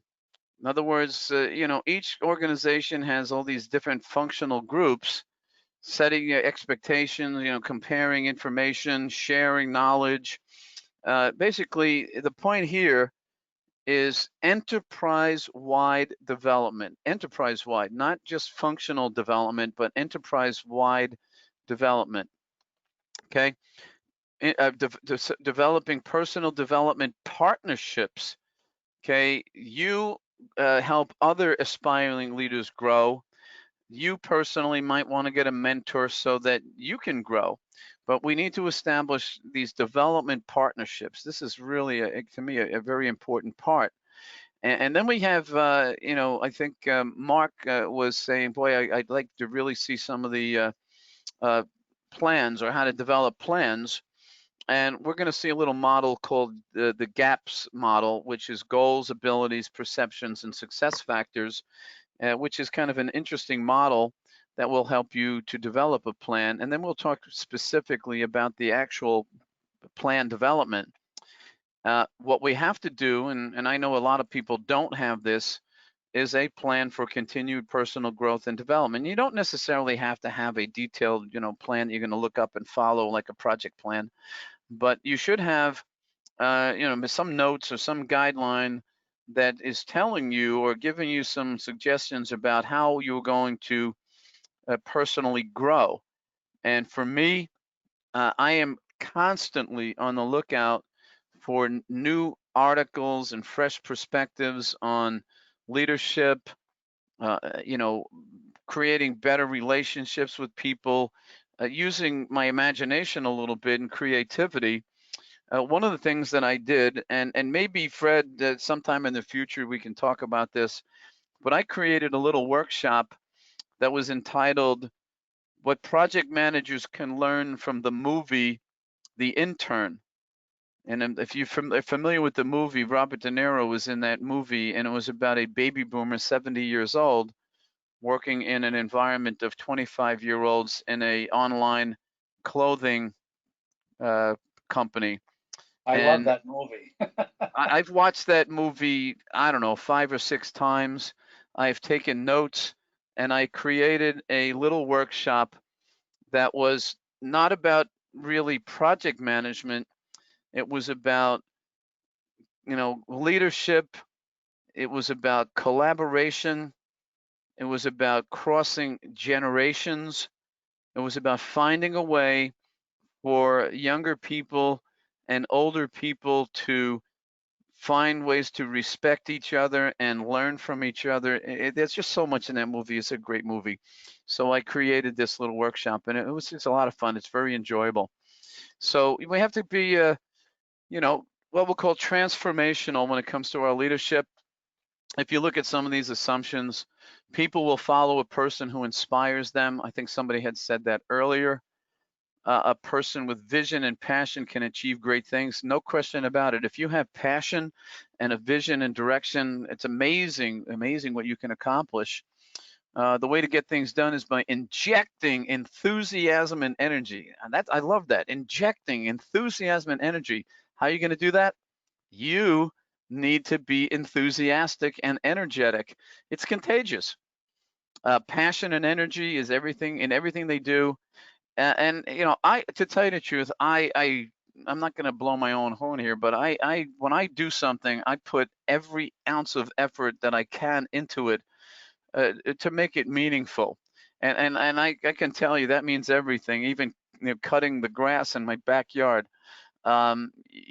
painting something, building something, fixing something. I put tremendous energy and passion because I want it to be inspiring to me, and I want other people to appreciate it. Frank, Caring about people. Yes.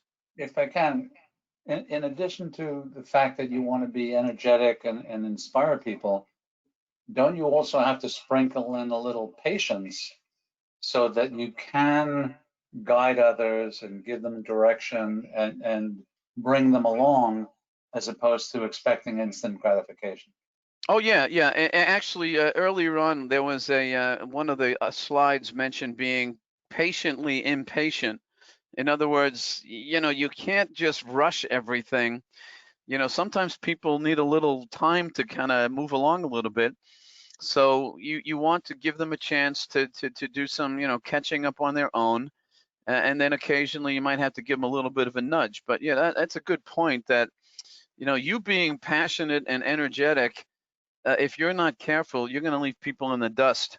And that could actually be detrimental. So you definitely want to have some patience here and allow people to kind of, warm up to you a little bit. And don't expect them to be as passionate and energetic as you are in the beginning, but maybe a little bit later on with some coaching and mentoring and passion and patience, that they will begin to say, wow, I really like this. This is great. And then, of course, they might surpass you in their passion. And we talked about vision a lot. If we know where we're going, we will attract other people. And we have to continuously, by the way, review that vision. At the board level, at the managerial level, there should be this emphasis on the vision. I like this: change before you have to.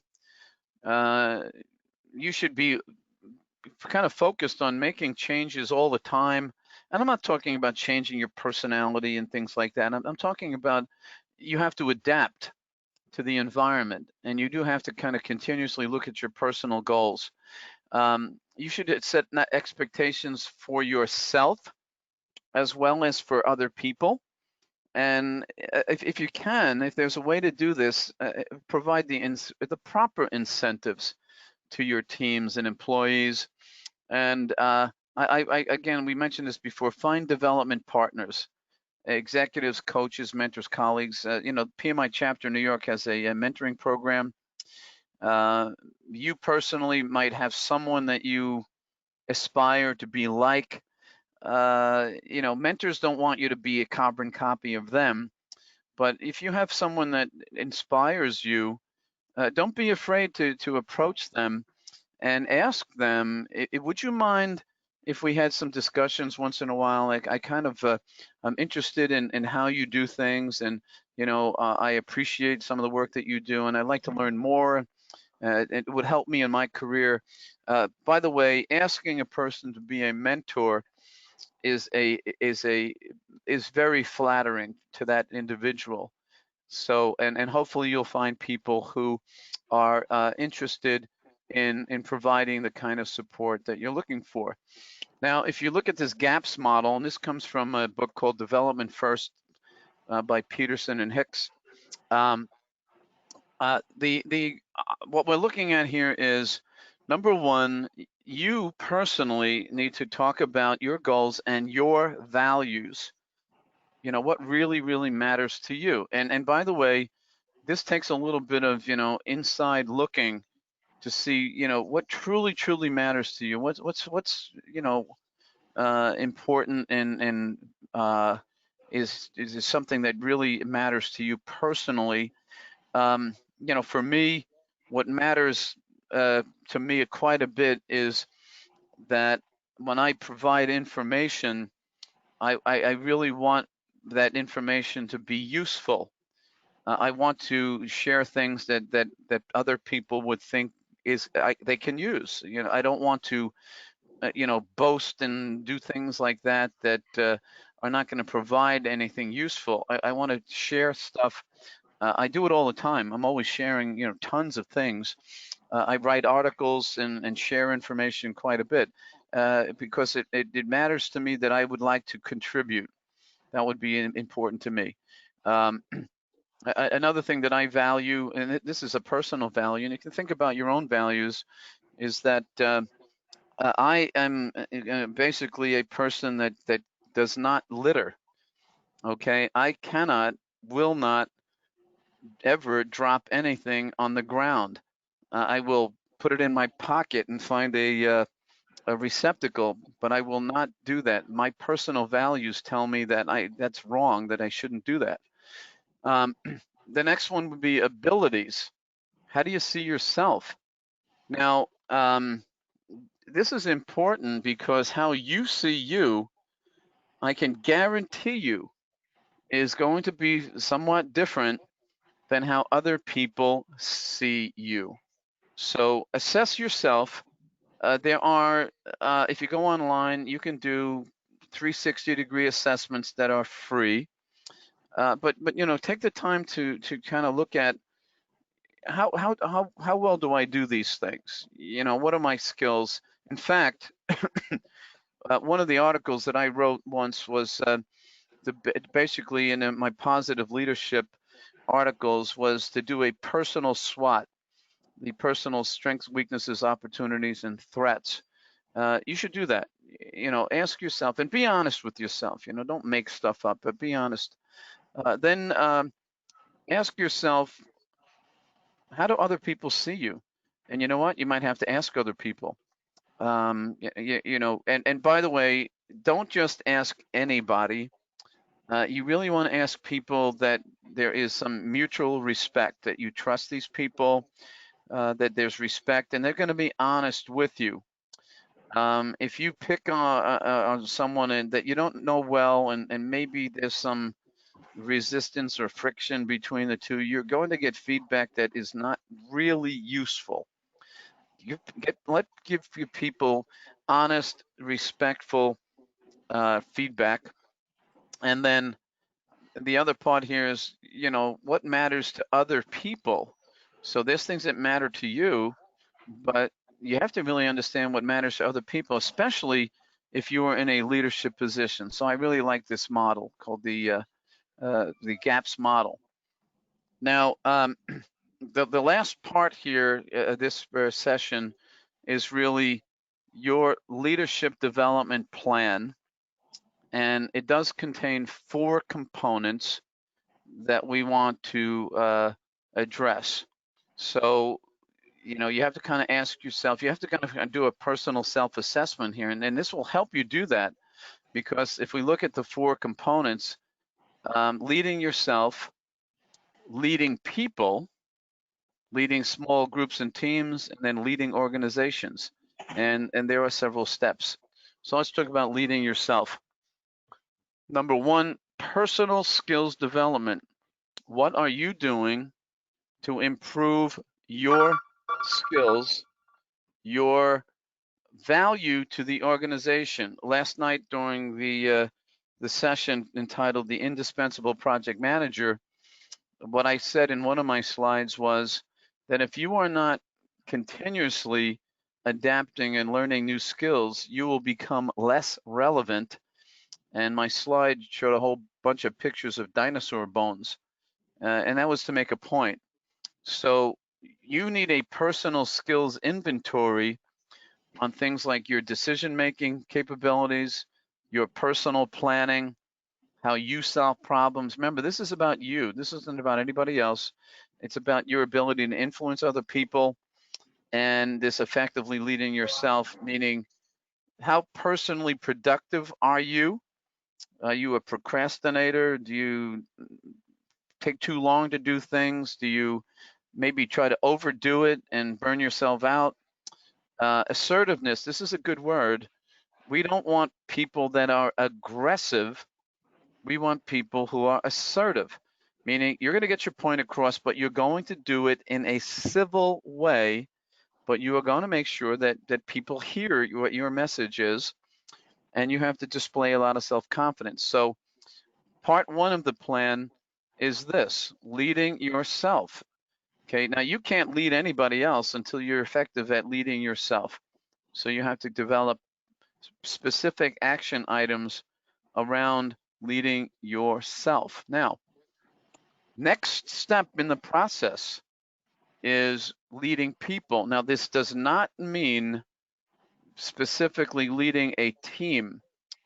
This means that if you are put in a leadership position, you might be leading people from many different organizations or different functional groups. So the question that you have to ask yourself is, how good am I at coaching and delegating and mentoring and selling? Now, when we say selling, we mean influencing, persuading, getting people to buy in, which is an important skill that you have to develop. And I'm always sure to mention, we're not talking about manipulation here. We're talking about you being sincere enough and explaining your view, your idea in such a way that people are going to say, you know, I understand it. You know, I'm actually on board. How do you build trust? And well, let me ask you this. Let me turn this over as a question. I'll open this up if anybody can raise their hand on this. How do you build trust in other people? Anybody want to comment on that? How do you build trust?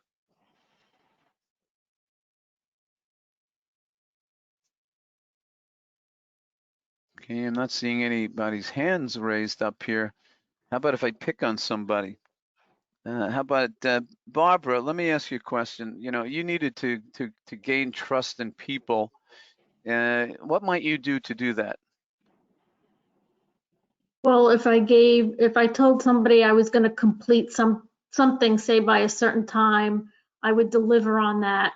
And if I didn't, they would actually probably lose trust in me if I was always late, or if, you know, if I wasn't on time. So that would be something I would do to build trust, to follow through with what you know, what I promise somebody or what I say. Yeah, follow through. That's a key point. I said I was going to do it, and I actually did it. If you don't do it, I can guarantee you people are going to have a lot less trust. John says be honest. Mark says be consistently reliable. Carl says showing consistency to do what you say you're going to do. And that all kind of relates to what Barbara had just talked about. That we have to be pretty good at managing conflict, and you know, I think everybody can probably work on that. As much as I know about conflict management and negotiating, you know, we don't always do the right thing. You know, we might say something that is going to get us in trouble. So, you know, we could probably all spend a little bit of time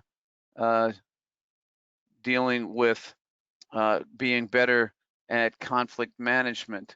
Okay, Diana says be generous about giving credit. Okay, and I think that's really good, Diana. Be generous about acknowledging the good work that people do. The managing difficult people. I actually have a workshop that I do for PMI Seminars World entitled Managing Difficult Stakeholders. And you know, it's an interesting title, but I have to tell you, it's a 2-day workshop that is extremely fun and enjoyable. And you're going to say, how could that be fun? We're dealing with difficult people, but it is the subset of that is leadership, conflict management, relationship building, tactics to be civil. I mean, it's a very enjoyable session. I always have fun doing that one. John mentioned earlier listening. We have to be good at motivating. Now, you can't motivate anybody if you are not motivated yourself.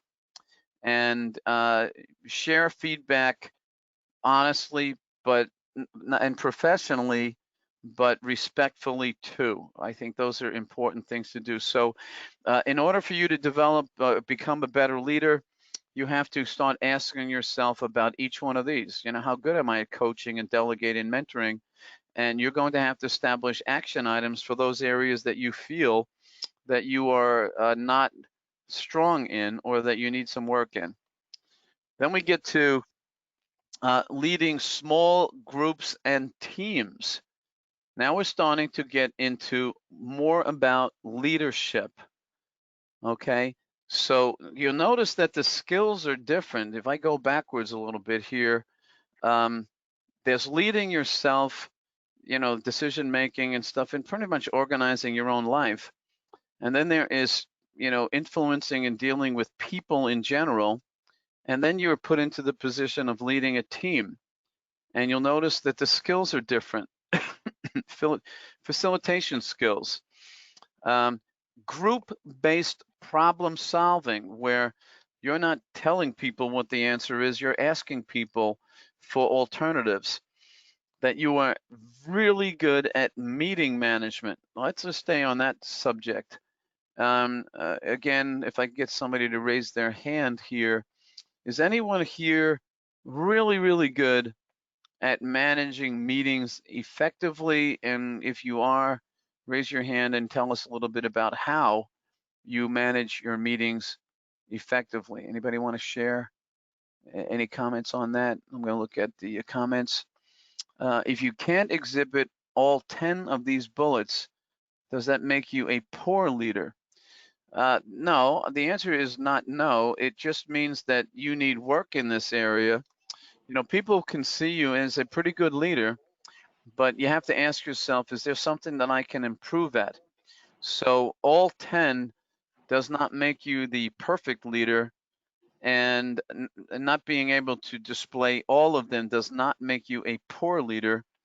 What it does tell you is that there is room for improvement. So I think that these are guidelines.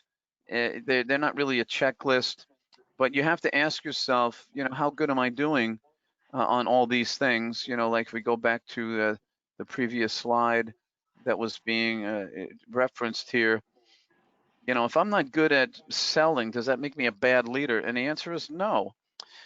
If you are not doing any of these things, if you're poor at conflict and dealing with difficult people, if you're not a good listener, if you're not motivating, I'm going to say that you have a tremendous amount of work to do, and your leadership skills would be somewhat questionable.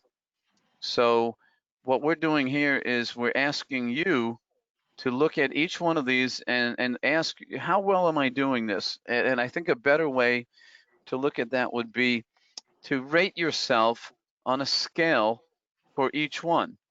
And you might say maybe a 1 to 5 scale, 5 meaning I am an excellent coach, and a 1 meaning, you know, I'm not very good at coaching at all. And then if you score yourself a 2, 3, or 4, room for improvement.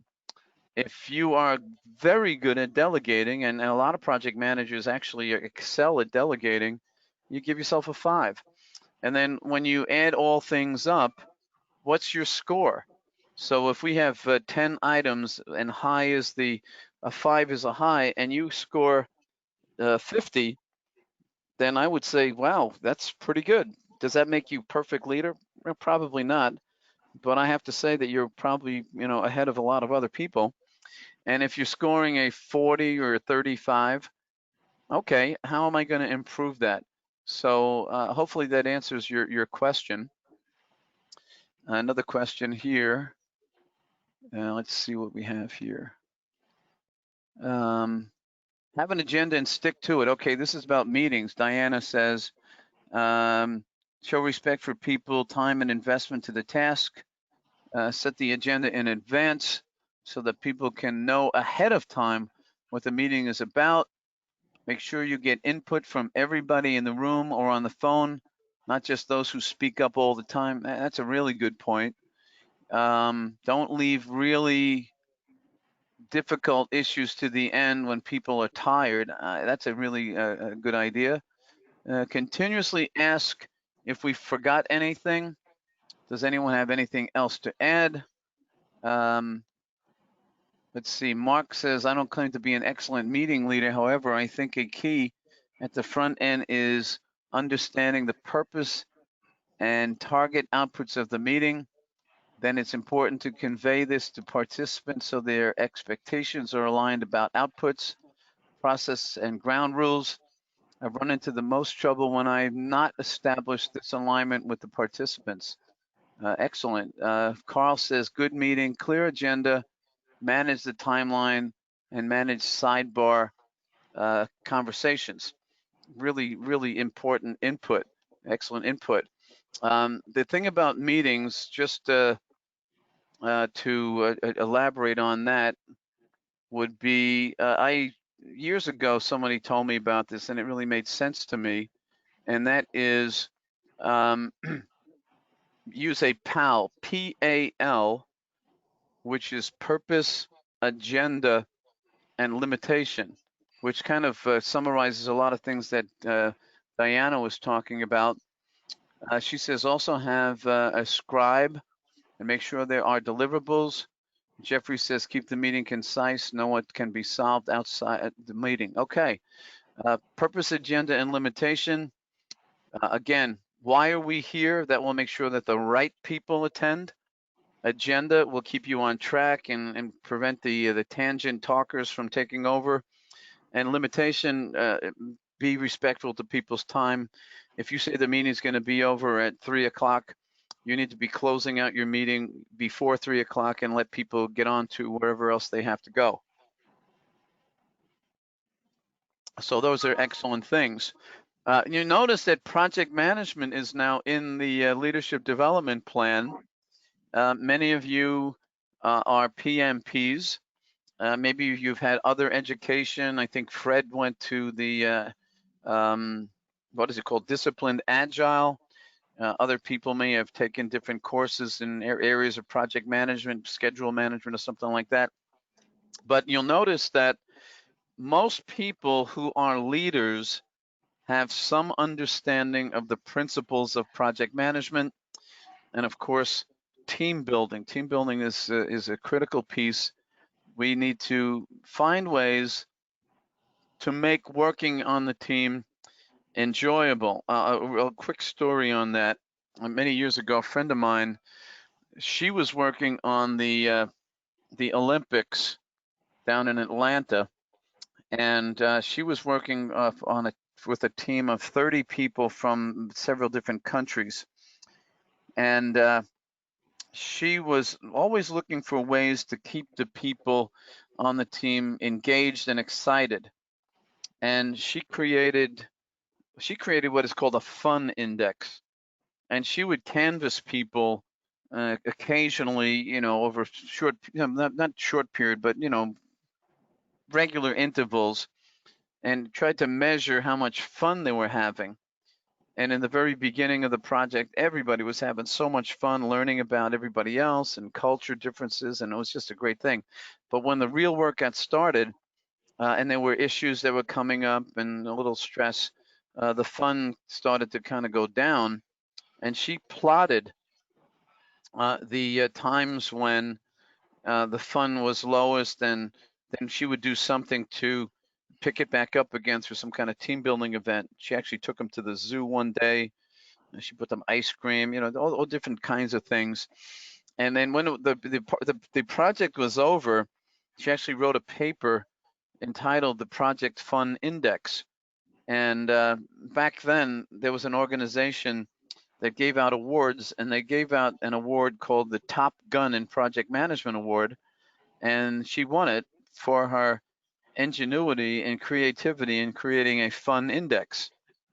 So, think about on the teams that you lead, how much fun are people having? Now, having said all that, I explained that in a class once, and one of the people in the class was very upset and said, "That's ridiculous.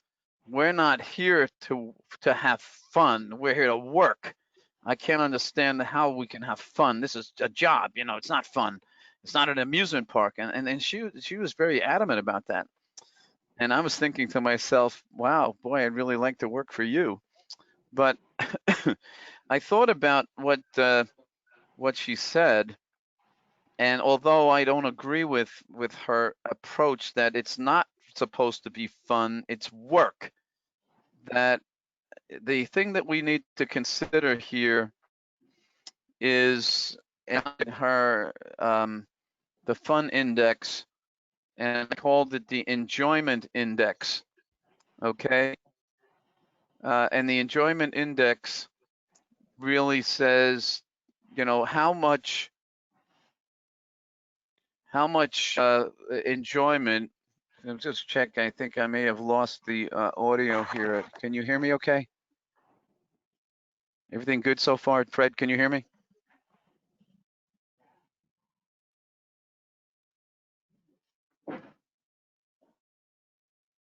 Okay.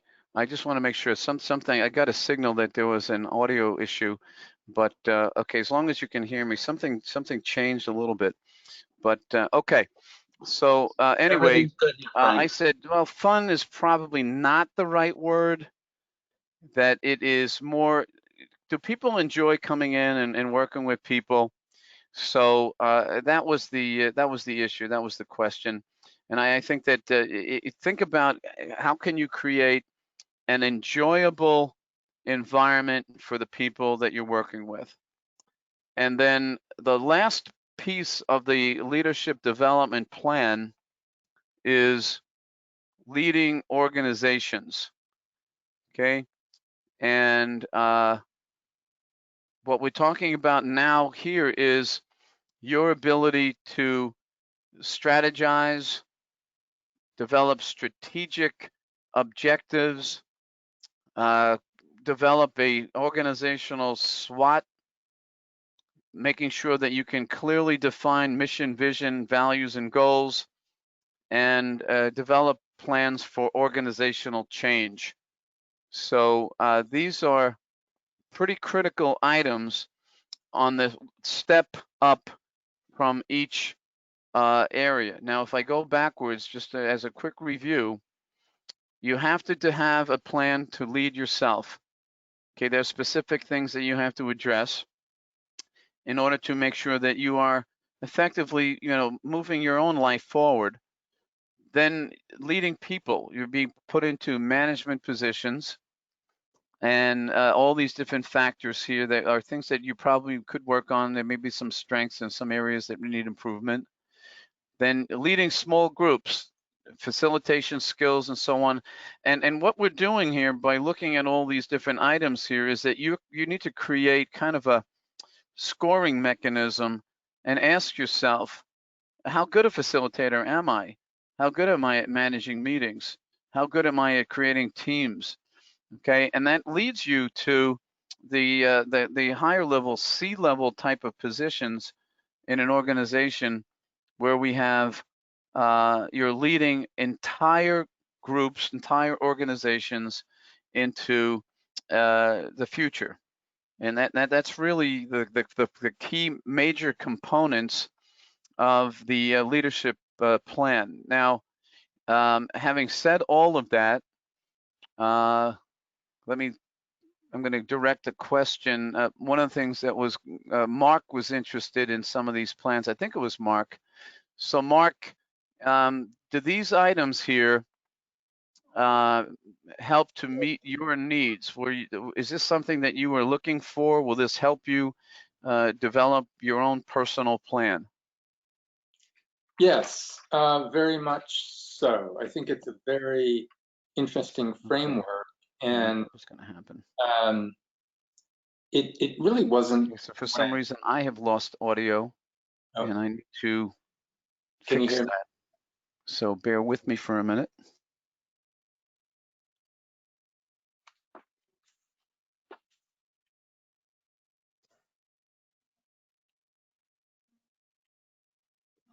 Okay.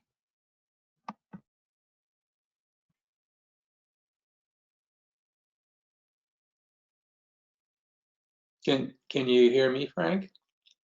Okay, yeah, now, yeah, good. I had a momentary audio problem here, but I am good to go now. So go ahead. Yeah, and you can hear me, okay? Yes. Okay, excellent. Yeah, this is, I think, a very helpful framework.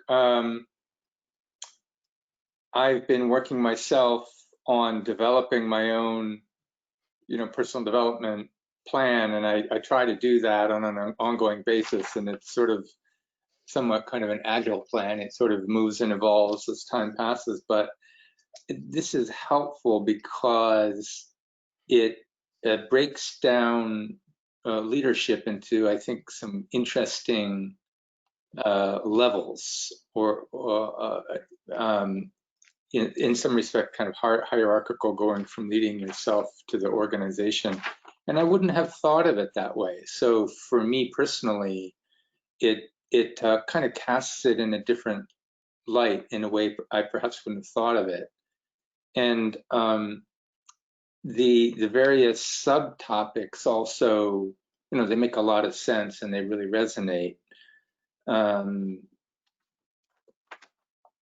Well, that's good. See, that's what I was interested in, because and actually to get to higher and higher levels of leadership, you have to keep expanding your skills, and you have to do a real honest self-assessment of yourself. Like, for instance, if you are leading small groups and teams, that's great, but moving to a higher level position in managing an organization, there are new skills, and a lot of that is the strategic thinking, the critical thinking, creating a mission and vision that people will want to buy into, and then of course managing organizational change. So you can see that you do have kind of like a ladder to go through yourself, leading people, leading teams, leading organizations, and it gives you some food for thought as to how you are going to progress by looking at those areas that are not a strong part of what you do, and then take the steps to manage that. So I think that as long as these things are useful, that's the important thing.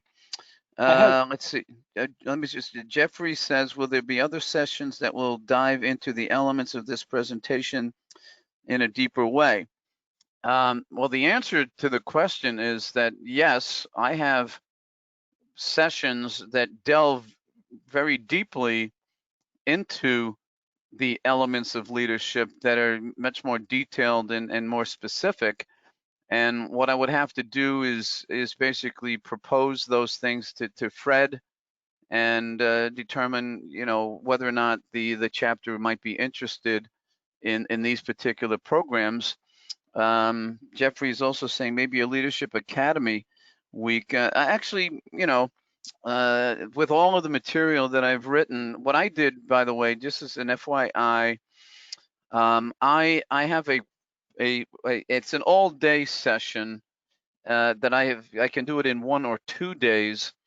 It is called Positive Leadership in Project Management, and it's based on a book that I wrote, and that goes into very, very extreme detail on many different elements of leadership. So what I'll do is I'll have that discussion with Fred and see, I like the idea of the Leadership Academy kind of approach, and that could be something that the PMI New York City chapter looks at as a potential program to offer the membership, maybe in a series. So that's a great idea. Frank, did you ever watch the TV show Undercover Boss? If so, any thoughts on how it relates to leadership? Well, I did watch some episodes. I didn't really particularly care for that show, because if a boss has to go undercover to see what's going on in his organization, I always felt, well, like, I guess that boss was pretty much out of touch, and the boss had to disguise himself. And then if you have to disguise yourself, why did you do that? That didn't show to me much of an element of trust. So, is it a good idea? Well, that's a matter of personal opinion. Me having been a manager, leader of large groups, I could not possibly conceive myself as trying to hide my identity to go on and see what people are doing, because people would, if they ever found out, they would probably never look at me the same again. So I would prefer to be honest with people. I prefer to have skip level sessions. I ask people, how are you doing? And if I did something wrong, I have learned from experience that it's really a pretty good idea to go and tell people that you knew that and that you will apologize for that. Mark says, I would love to participate in some kind of leadership program through PMI. This is just a suggestion, Fred. You know, we can talk about it some other time, but some chapters have developed their own version of the Leadership Institute Master's Class. And it's more of a kind of condensed version of the 18-month program. But, you know, if you want to think about offering a new service to the members, you think about that Leadership Academy or a longer-term leadership program that might be appealing to many of the members. Just that's a good thought. But Jeffrey and Mark, thanks for sharing that. That's really, really useful information. So in order to finish up here, implementing your plan. So again, Mark, these are things that you might consider doing. Everybody can consider doing. Spend a few minutes each day on your personal development. And it says a few minutes, and you know that's all it takes. Read a new article, you know, pick up a new book, have a discussion with a mentor, be an opportunist, look for new opportunities that are out there, be proactive, definitely build up your creativity skills, take intelligent risks. You know, let's think through the risks that you are going to take. Make sure that they have a reasonable chance for success. Otherwise, I think you be careful. We have somebody raising their hand, so let's go see who's doing that. Jeffrey. So Jeffrey, you had either a question or a comment. Open up your mic. Sorry to interrupt your flow. I had written in the comments, what was the title of your book? The title of the book is Positive Leadership in Project Management. Thank you. Okay.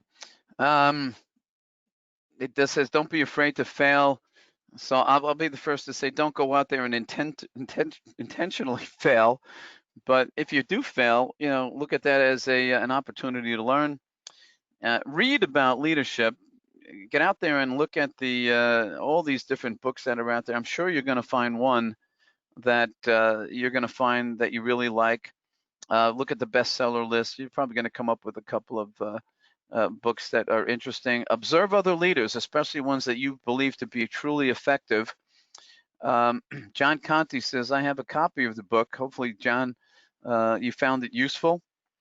And by the way, when I did the master's class in Budapest in November, I had, I think, a total of 35 people had signed up for that program, and each person received a copy of the book as part of the program, and that was a nice thing. I kind of like doing that, and a lot of people ask me for my autograph, and I like that too. If you look at the quote on the bottom, think about this. I love this quote: "Shoot for the moon. If you don't get there, at least you'll be among the stars." You know, I find that very inspirational. So, and it's a great quote. So, just to kind of think about shooting for the moon. Seek feedback on a regular basis. And again, seek feedback from people who are going to be honest and respectful. Don't look for people who are going to butter you up all the time, but let's be honest with ourselves so we can learn how to improve.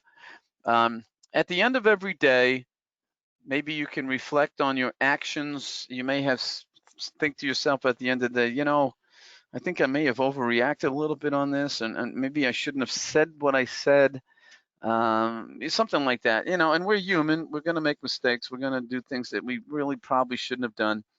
But think about those experiences, and you know, how would I do that differently next time? That's an important thing. how much progress did I make? What's changed recently? And always be honest with yourself.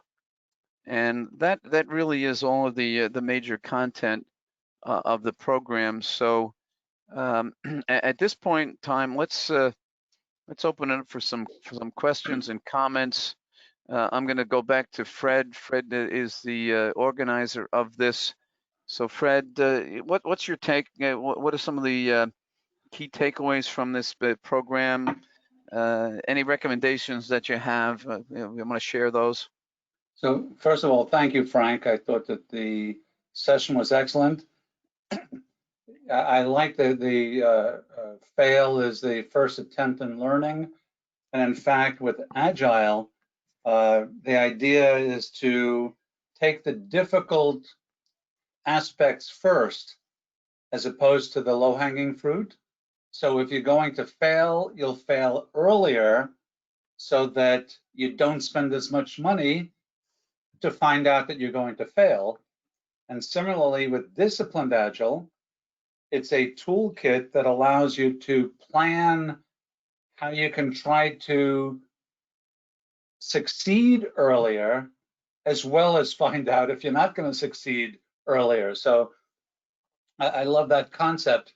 I think that I like the idea of the leadership workshop, but I think from the feedback that I've gotten so far, before we start talking about that, we'll probably talk about your one-day session on risk. So okay, that's a good one too. Yeah, we definitely have to speak. I'm just going to say we definitely have to speak to each other. For everyone who's on the call, if you didn't attend the Creative Change Leadership class that Frank had last month, we'll be redoing that class next month. So for those of you who might be interested, I just want you to be aware of it. As soon as Frank signs the contract, we'll be able to proceed on that. And again, thank you, Frank. I just want to let everybody know that I will be sending out a survey to everybody to get your feedback. I apologize in advance that we're transitioning from the current format of the survey, which is basically a Word document where I ask you to highlight and fill in the data, to what will in the future be a constant contact survey, which is much more user-friendly. So in the interim, until we get up to speed on that, I apologize, but it will be a Word document with a survey. So again, thank you, and back to you, Frank. Okay, John Conti had his hand up. So John, your observations, what did you pick up from this? Anything you'd like to share? I thought I knew a lot about leadership, but there's so much to know, so much to think about, and so much room for improvement. This was a fantastic session. I have a question relating to leadership, or the differences in leadership when somebody's in a for-profit company, or if someone is leading volunteers. Those two different environments, I think I look at them as being very, very different. Can you make any comments on what kind of differences there might be? Well, yeah, I guess we have to kind of dissect that down a little bit. So what we have is we have a for-profit organization. And in today's environment, even though there's a lot of emphasis on interpersonal skills and working with people and emotional intelligence, in the private sector, the bottom line is making money, profitability, return on investment, making stockholders happy, things like that. That is going to drive a behavior in leadership that, although we can be more people-oriented, that the priorities are, we need to stay in business, we need to address competition, we need to understand strategy for the future, We are here to be profitable, make money, expand our footprint internationally, globally, domestically. So there will be some behavioral issues there that, you know, if you are not doing things that are going to create value for the organization, if you are not completing your work, the leaders are going to take notice of that and probably will react differently and probably take actions that in some cases may not be exactly pleasant. I'm not going to say that happens everywhere. Most leaders try to make a pleasant work environment, but the reality is that they're in business to make money. Now, if you go to a not-for-profit organization, their leadership styles and techniques will be different because they are not out to make money. They're not interested in return on investment. They are not investing money to make money. They are using money and resources to make something better for the community that they serve. And the mindset is different. There's still a lot of similarities, but in the not-for-profit organization, the focus is more on expediency, proper use of money, contribution to their community, improving things, making things better. And in order to do that, you have to have it's a different culture. Many people that work in not-for-profit organizations are people who are, I guess we'll call them philanthropists, people who really care about their community, want to do things to help people. And the goal is not so much making money, it's really to make a difference. So we're going to lead people differently. If you are a volunteer organization, okay, we're not talking about money here, we're talking about people volunteering to move an organization forward, then you have to believe in, you know, what that organization stands for, understand who they are serving. Am I going to be appreciated for the time that I come in? Am I being given useful, valuable work that will help me make a difference? In the volunteer organizations, the leaders are not the boss. Okay, this is a major misconception. If you are the leader of a not-for-profit volunteer type organization, you are not paying people, then you cannot give them the perception that they have work to do and force them to do work. They already have work to do because they work for a living, they get paid. A volunteer organization is a respite. It's a place to go to do something that you really, really enjoy doing. And therefore, the leaders should be providing a tremendous amount of support to those individuals and appreciation. I think that a lot of not-for-profits, they kind of confuse the fact that I'm the leader of the group, so therefore I'm the boss, I'm going to tell you what to do. Volunteers are there because they want to be there to make a difference. They don't want to be experiencing work. They want to experience how they are going to make a difference. They want to enjoy it. They have found there some what we call disposable time, and they want to use that disposable time that is not only going to be beneficial to them but to other people. And they don't expect to be, you know, bossed around and told what to do and be given orders and get this perception that it's work. And I've done a lot of research on volunteer organizations, and when you have an environment where volunteers are being given work that they don't think is useful, that they are given work that is not suitable to their skills, if they are giving work that is perceived as tremendous amount of work and consuming enormous amounts of time, what you create is an organization with a revolving door where volunteers go in and volunteers go out.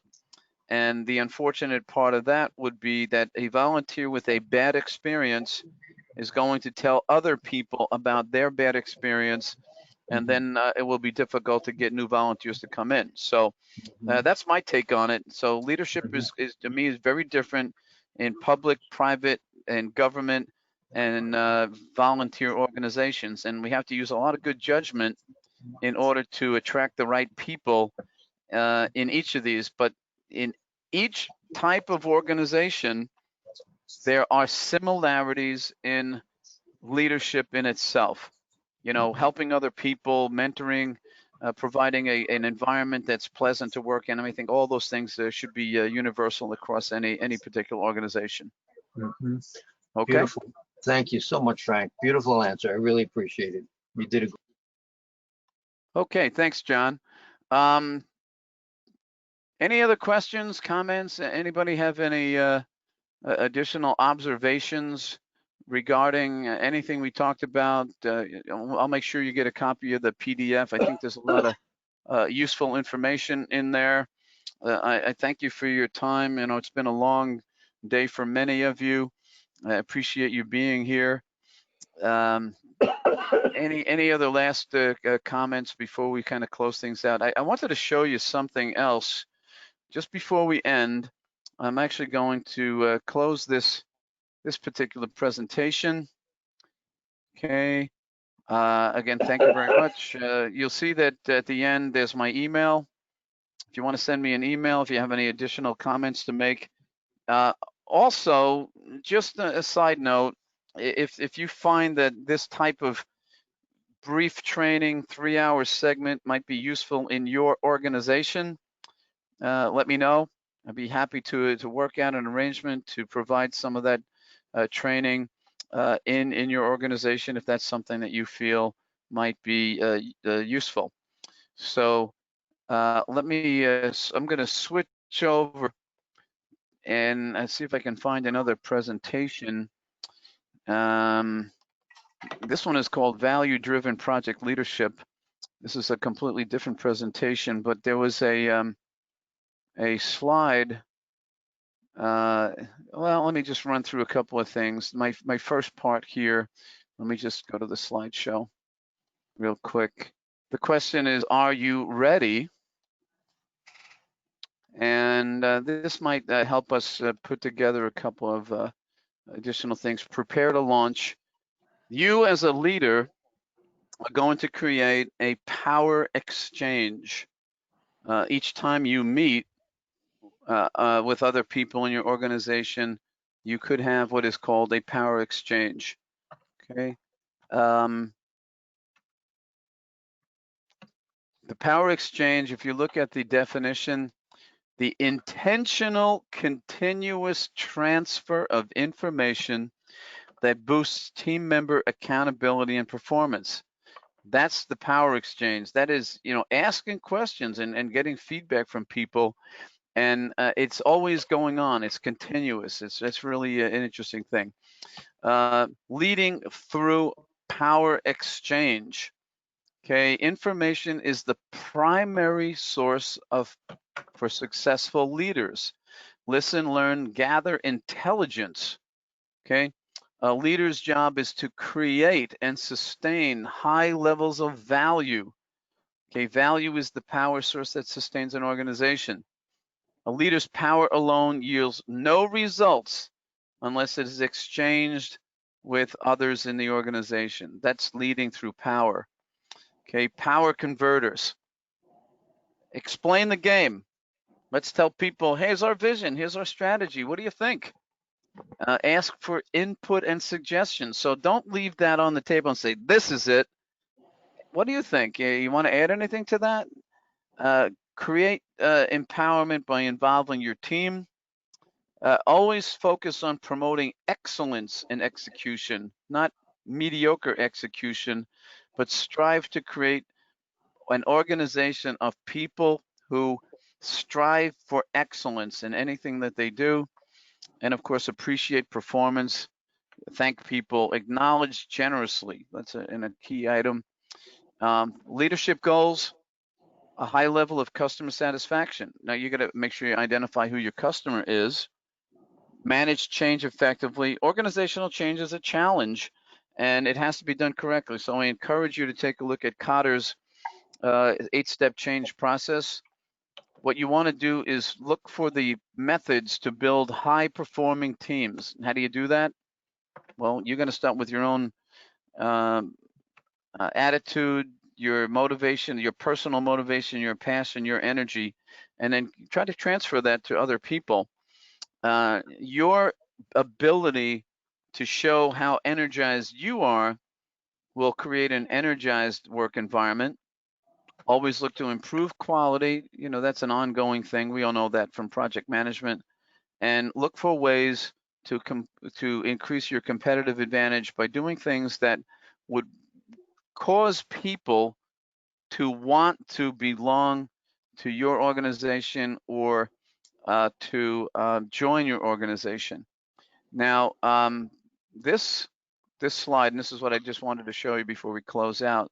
I showed this last night at the chapter meeting. We talked about leadership behaviors. And what you have to do is if you look at this list, and it's not 100%, comprehensive, but it is a good list. Ask yourself, how much time are you spending informing and directing and clarifying and persuading and so on. And that will give you a real good picture of how you are spending your day from a leadership perspective. And if you are spending a lot of time disciplining and resolving interpersonal conflict, that to me would be a red flag, and you need to change that. You need to say, whoa, 50% of my time is dealing with interpersonal conflict. I've got some team issues that I need to address. And then you have to ask yourself, what's the ideal percentage of time you should devote in these particular areas? So this to me is an excellent little tool. You could probably add more behaviors to it, and just kind of use it as a reference. So what I'll do is I'll include that in the PDF that I send to you, and I think you can use it as a really good tool. Jeffrey, you got your hand up, so let's. Jeffrey, what was your comment?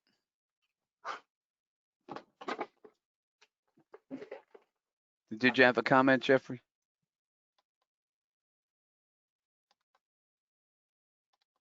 Okay, I think Frank. There we go. I'm sorry, I couldn't get my microphone unmuted.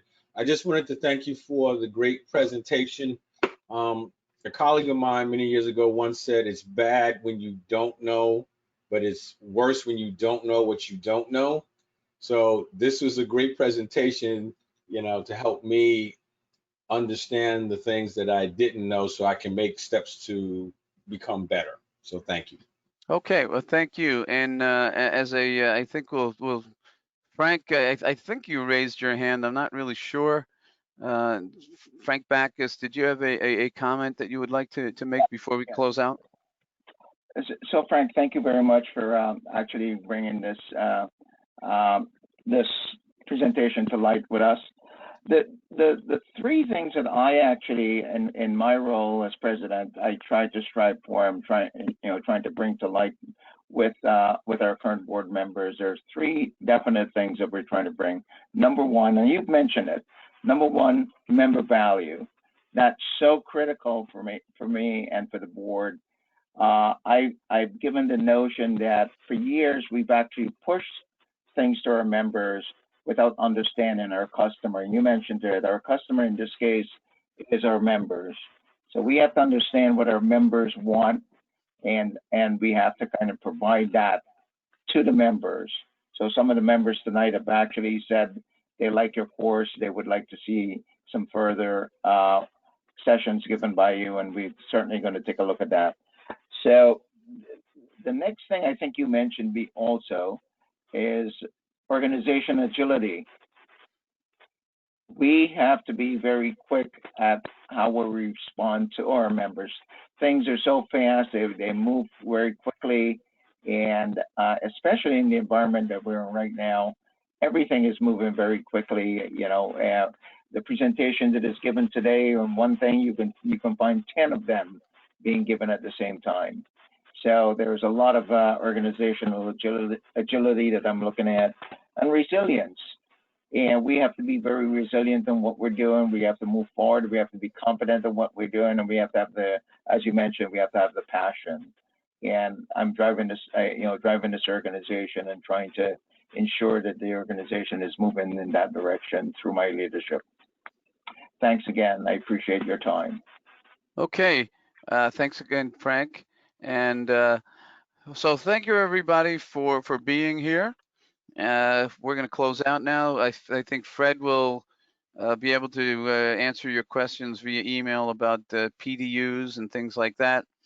If you have any specific questions for me directly, you can certainly send them via email. And, you know, I will do my best to answer your questions and any other comments that you might have.